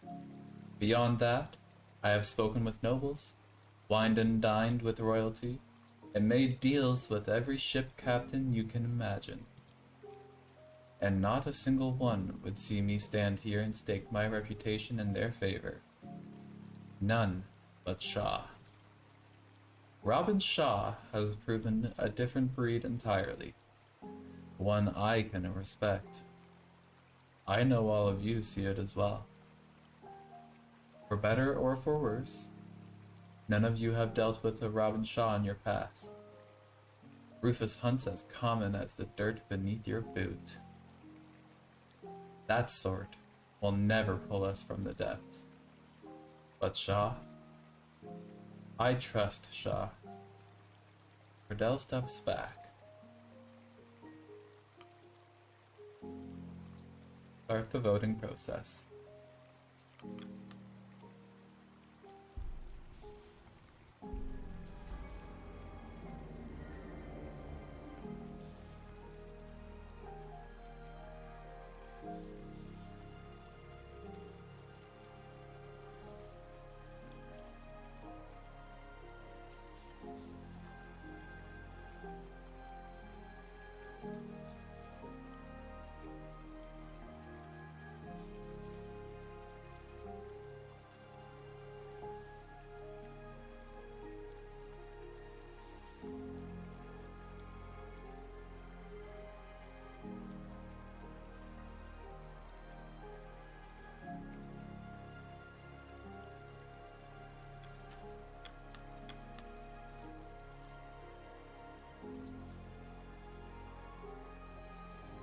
They were loyal to Hunt because I let Kurt die.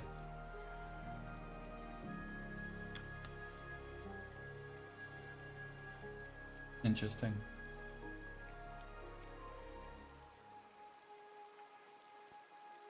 As the vote comes to a close, Hunt stares at you in shock. Well, there you have it, Shaw.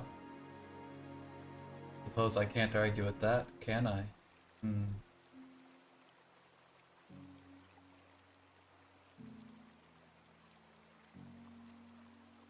You honestly didn't expect this? I like to think of myself as a smart man, Robin. I can't see everything coming. I, for one, am glad to have such petty business behind us. I am glad to see you in charge, Shaw. Still, Hunt it is Hunt. The Hunt is still Hunt, that's for sure. Still, Hunt is still an issue, as is my understanding. He has committed more than a few crimes against this expedition. Frankly, I care not. There are no laws on the ice, but the decision is yours, Shaw. Curious on that myself. Well, Shaw, you're the captain. What should you do with me?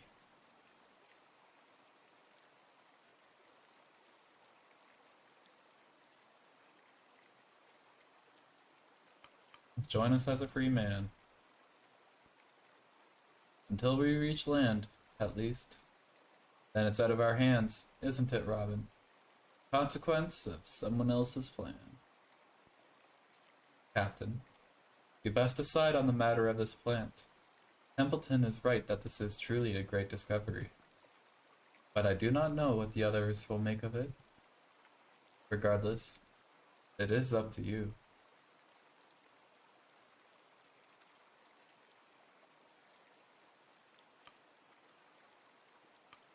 This tree cannot be allowed to exist.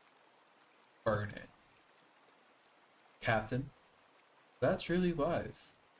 I would not argue burning this tree otherwise. However, there is the slight issue in it being attached to a functional ship.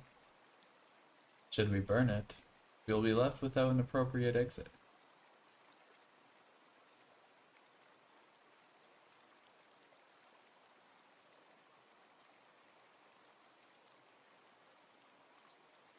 Well, you see, just... yeah, no. Um...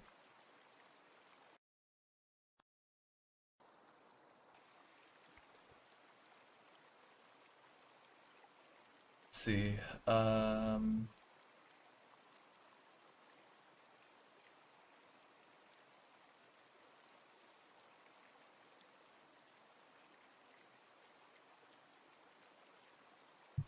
okay.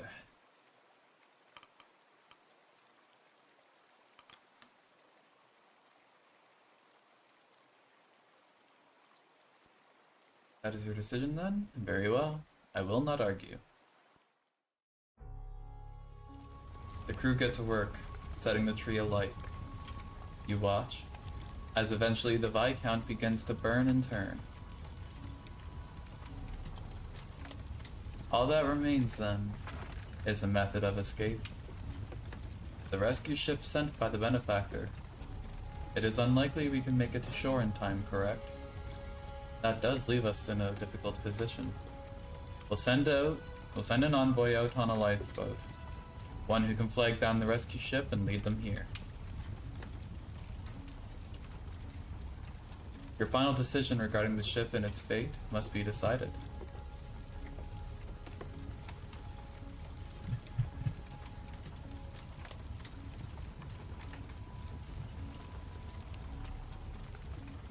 Speak to Stanberry.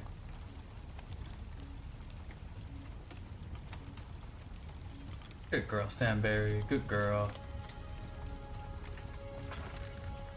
To be honest with you, Shaw, I am still trying to wrap my head around this madness.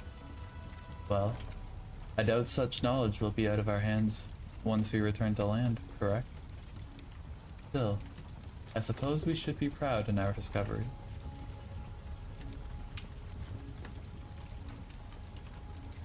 We wouldn't have made it this far without you, Cordell.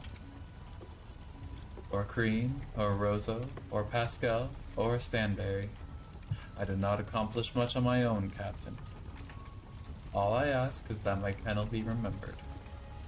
It will be odd to return to land. My name will be in the papers soon. No doubt I'll be recognized for my path.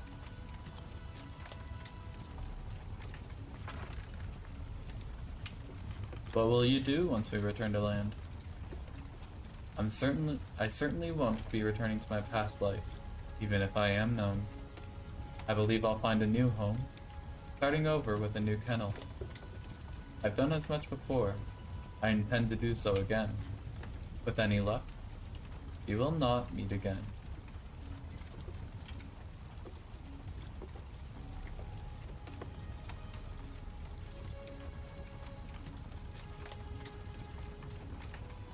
I hope not. I hope we meet again. Well, we'll see. Frankly, you seem to bring misfortune, Captain. A jape, of course. It has been interesting, Robin. Promise me that you will take care of yourself. Well, I have a lot to write on our sail back, don't I? I still can't believe this. I just watched it burn to the ground, and I still can't believe it. But now, we just have to wait. Let's hope the rescue ship can be flagged down.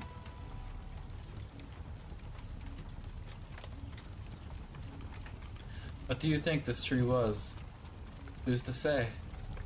It certainly burned like any other tree. I'm sure plenty assume the supernatural, but perhaps it's some unusual natural phenomenon. It's funny, Captain. The reason I took on this story, interest in exploration was waning. I grew up on the stories of Kurt Darling. These great explorers were like legends to me. I didn't want that passion to disappear. Who would have thought that we'd stumble upon a great discovery of our own?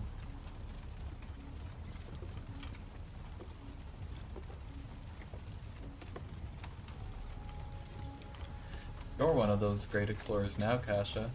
Your name will be in history books. That is bizarre to think about, Captain. Regardless, I hope you continue to thrive, Shaw. You deserve that much. In fact, remember to keep in touch with me, especially if you have a good story to share. They'll write books about you one day, Robin. I know I will.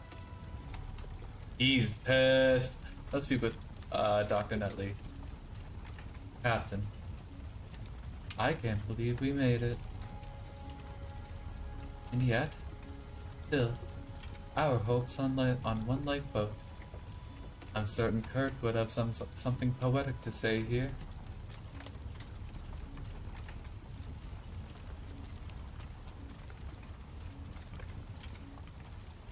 It is rather poetic, isn't it?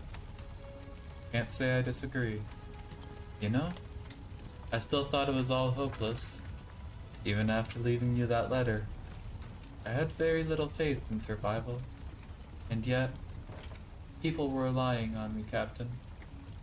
I can only hope I didn't let them down.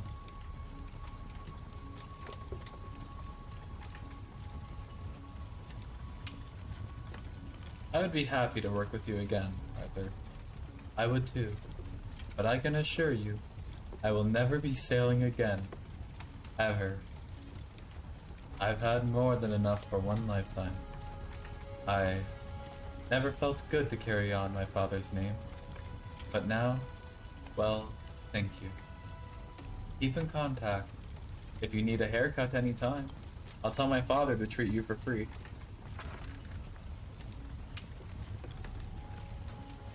Can't believe it burned, like any other tree. One less thing to worry about, Captain. Still, what a fascinating thing to find. Not too happy about relying on the lifeboat. Every chance we miss rescue.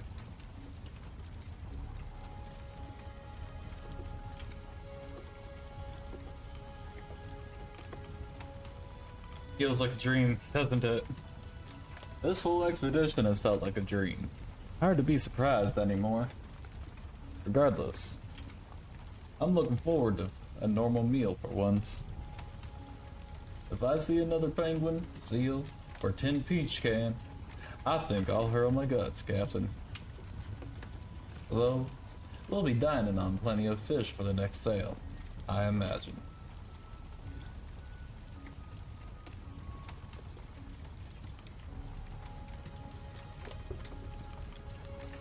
Are you worried about Hunt?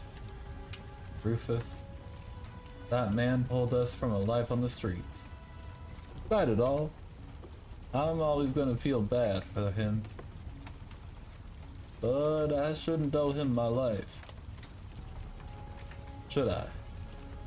He took his path. Stay in contact, Robin. If you ever sail out again, let me know.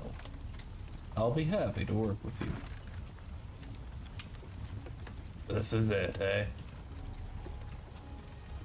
We've got one last gamble on our hands, but I never thought we'd make it this far in the first place. Turns out, what do I bloody know? Not much.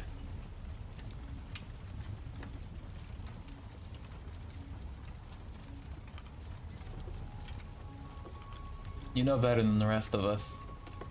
You've proven that enough. Aye, sure I have. But it makes me wonder, what else am I wrong about? What else are you wrong about? Always had a clear head on that sort, you know? Never thought a bloody tree would ruin it. Who knows? Maybe there's another tree on another island even further south from here. Sounds bloody awful. But that's just what I'm saying. I just don't know anything from certain anymore.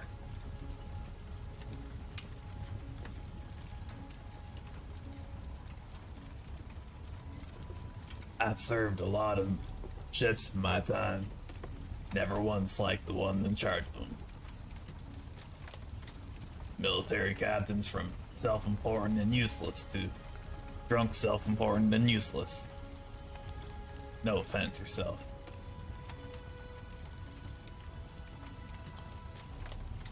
Didn't have high expectations for Hunt, and had lower expectations for someone he'd hide. Another thing I was wrong on there. You're alright, Shaw.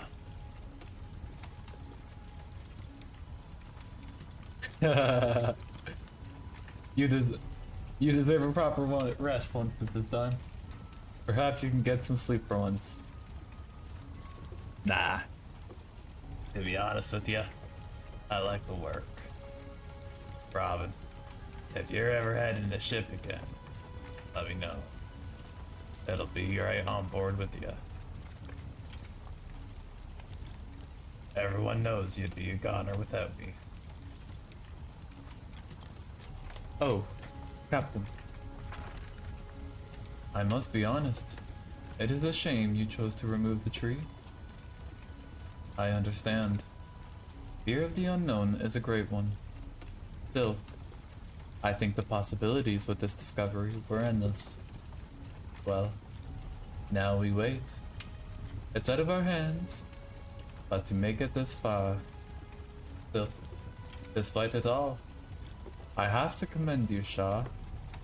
We've done something remarkable here.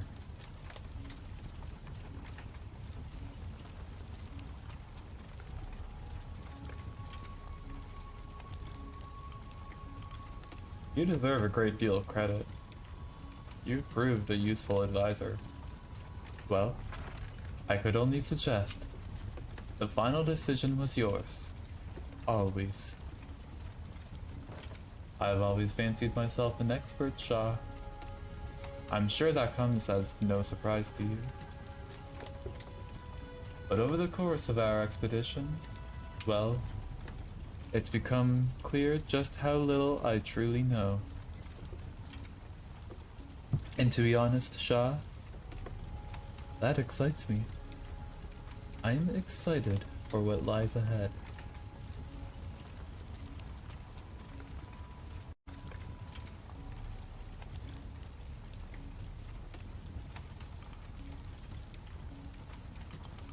I didn't trust the Appertons with it, Templeton.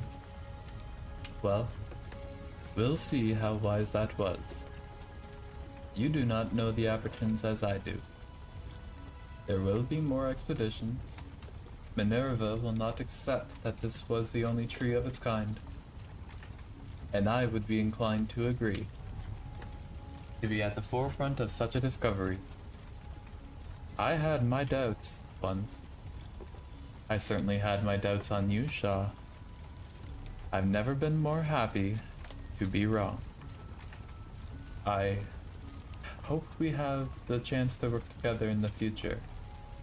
Our lives may be quite busy once we return.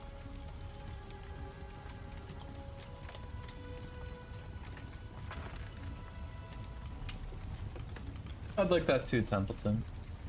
Well, I can say one thing with certainty. The future is unknowable. Take care, Robin.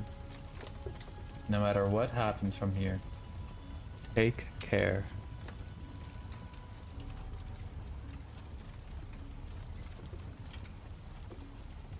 What a ride.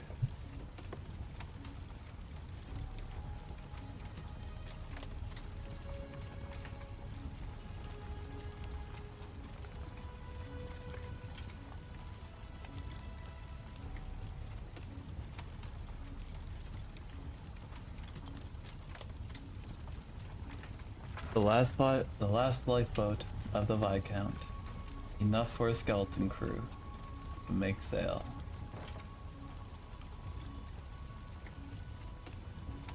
Send an envoy out to search or rescue to bring back.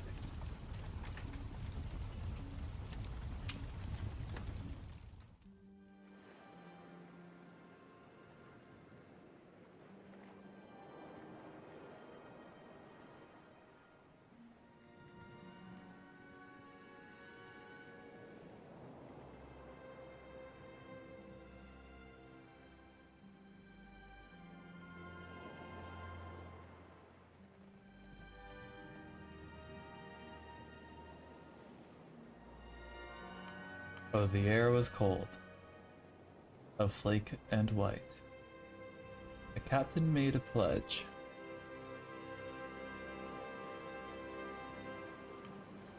To the ice I prayed. That leads revealed. Some uncharted course ahead. To the souls around who brought me here, beyond this polar's edge, a hunger drew the desperate here. Such lonely souls were led. What did I do when steel hearts broke and courage did abscond? I've led these souls, so help the gods, out of the pale beyond.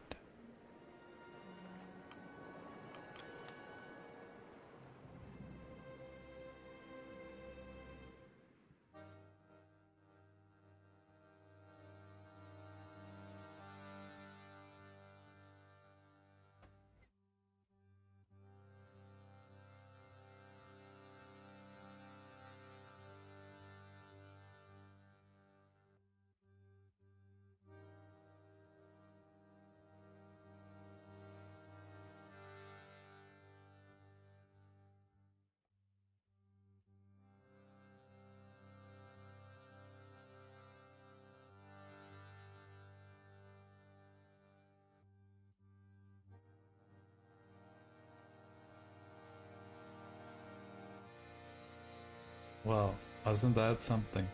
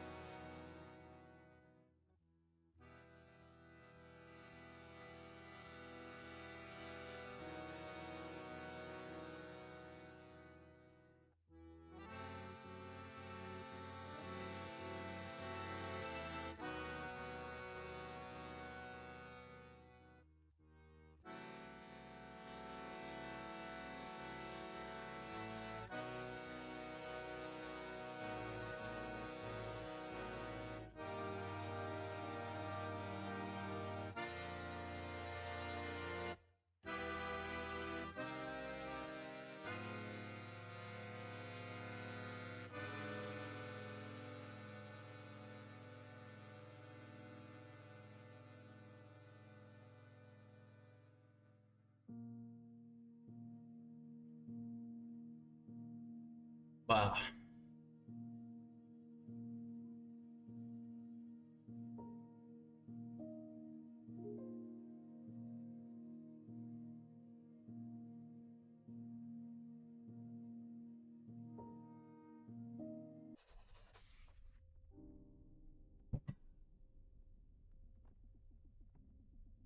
And that is The Pale Beyond.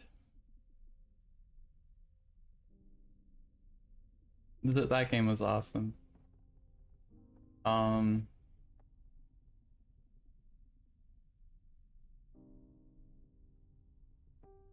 yeah, that was uh really good story. Um, I I think the very slight supernatural twist at the end is like phenomenal. It adds just a slight degree of mystery and uncertainty as well. Because you don't know if Captain Hunt is, telling the truth. But we do almost. It's because we have the understanding that we can go back in time. So technically, he wasn't lying. Um, but he from okay, let's say we're okay. It's kind of complicated because from a meta point of view, we know that he's telling the truth, but from Shaw and like Captain Hunt, Shaw had potentially, you know, like could potentially just interpret Hunt as being gone mad. And that totally could have been the case. However, that tree um is more supernatural than almost anything because you gotta think about the Viscount having a tree grow through it. Um, and like at the same time, like how is that possible? Like the amount of sun, like so yeah. What I'm trying to say is the existence and the possibility of it being um supernatural for real in the eyes of Shaw and Hunt could totally be a thing. Um, it, I'm sort of just rambling. I don't know if I'm like explaining anything, if I'm even like trying to explain something, or I'm just like stating it. Uh, I enjoyed it. I really liked the twist. There's like minor inconveniences and bugs here and there.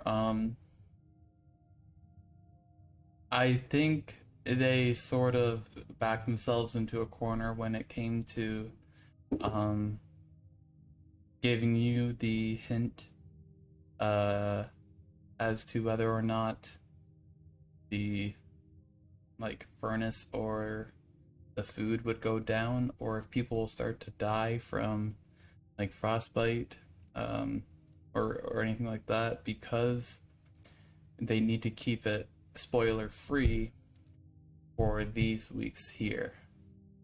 Um, so it was just it had me panicking that I was constantly gonna have crew die, but yet the crew would somehow just stay alive and not have their stats change. The reason why I say it backed themselves into a corner is because to hide the fact that nobody was gonna die or anything like that, they need to still trick you into thinking that they're gonna die. Um, Although that would have saved me quite a bit of headache of trying to manage everything properly. Although, you know, at the same time, that's just the point of the game. You know, that's the mechanic. And to betray that mechanic without tricking you at the last second, we had to do that. So, anyways, this has been The Pale Beyond. It is available on Steam and Epic Game Store. I am starting to do full game recordings on my channel on Twitch. You can catch the streams at twitch.tv/KingSunLan. I try to stream around 8:30 p.m. evenings Eastern.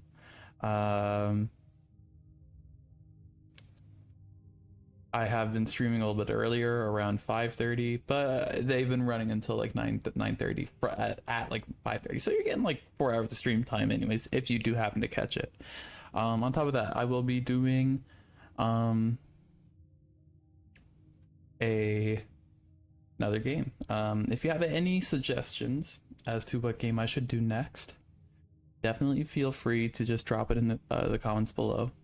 If you have enjoyed watching up to this part, consider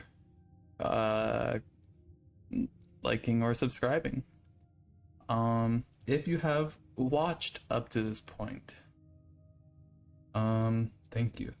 I appreciate it a whole lot. I do not expect anybody will be making it up to this point, but if you are here, thank you. Yeah, I really do appreciate it.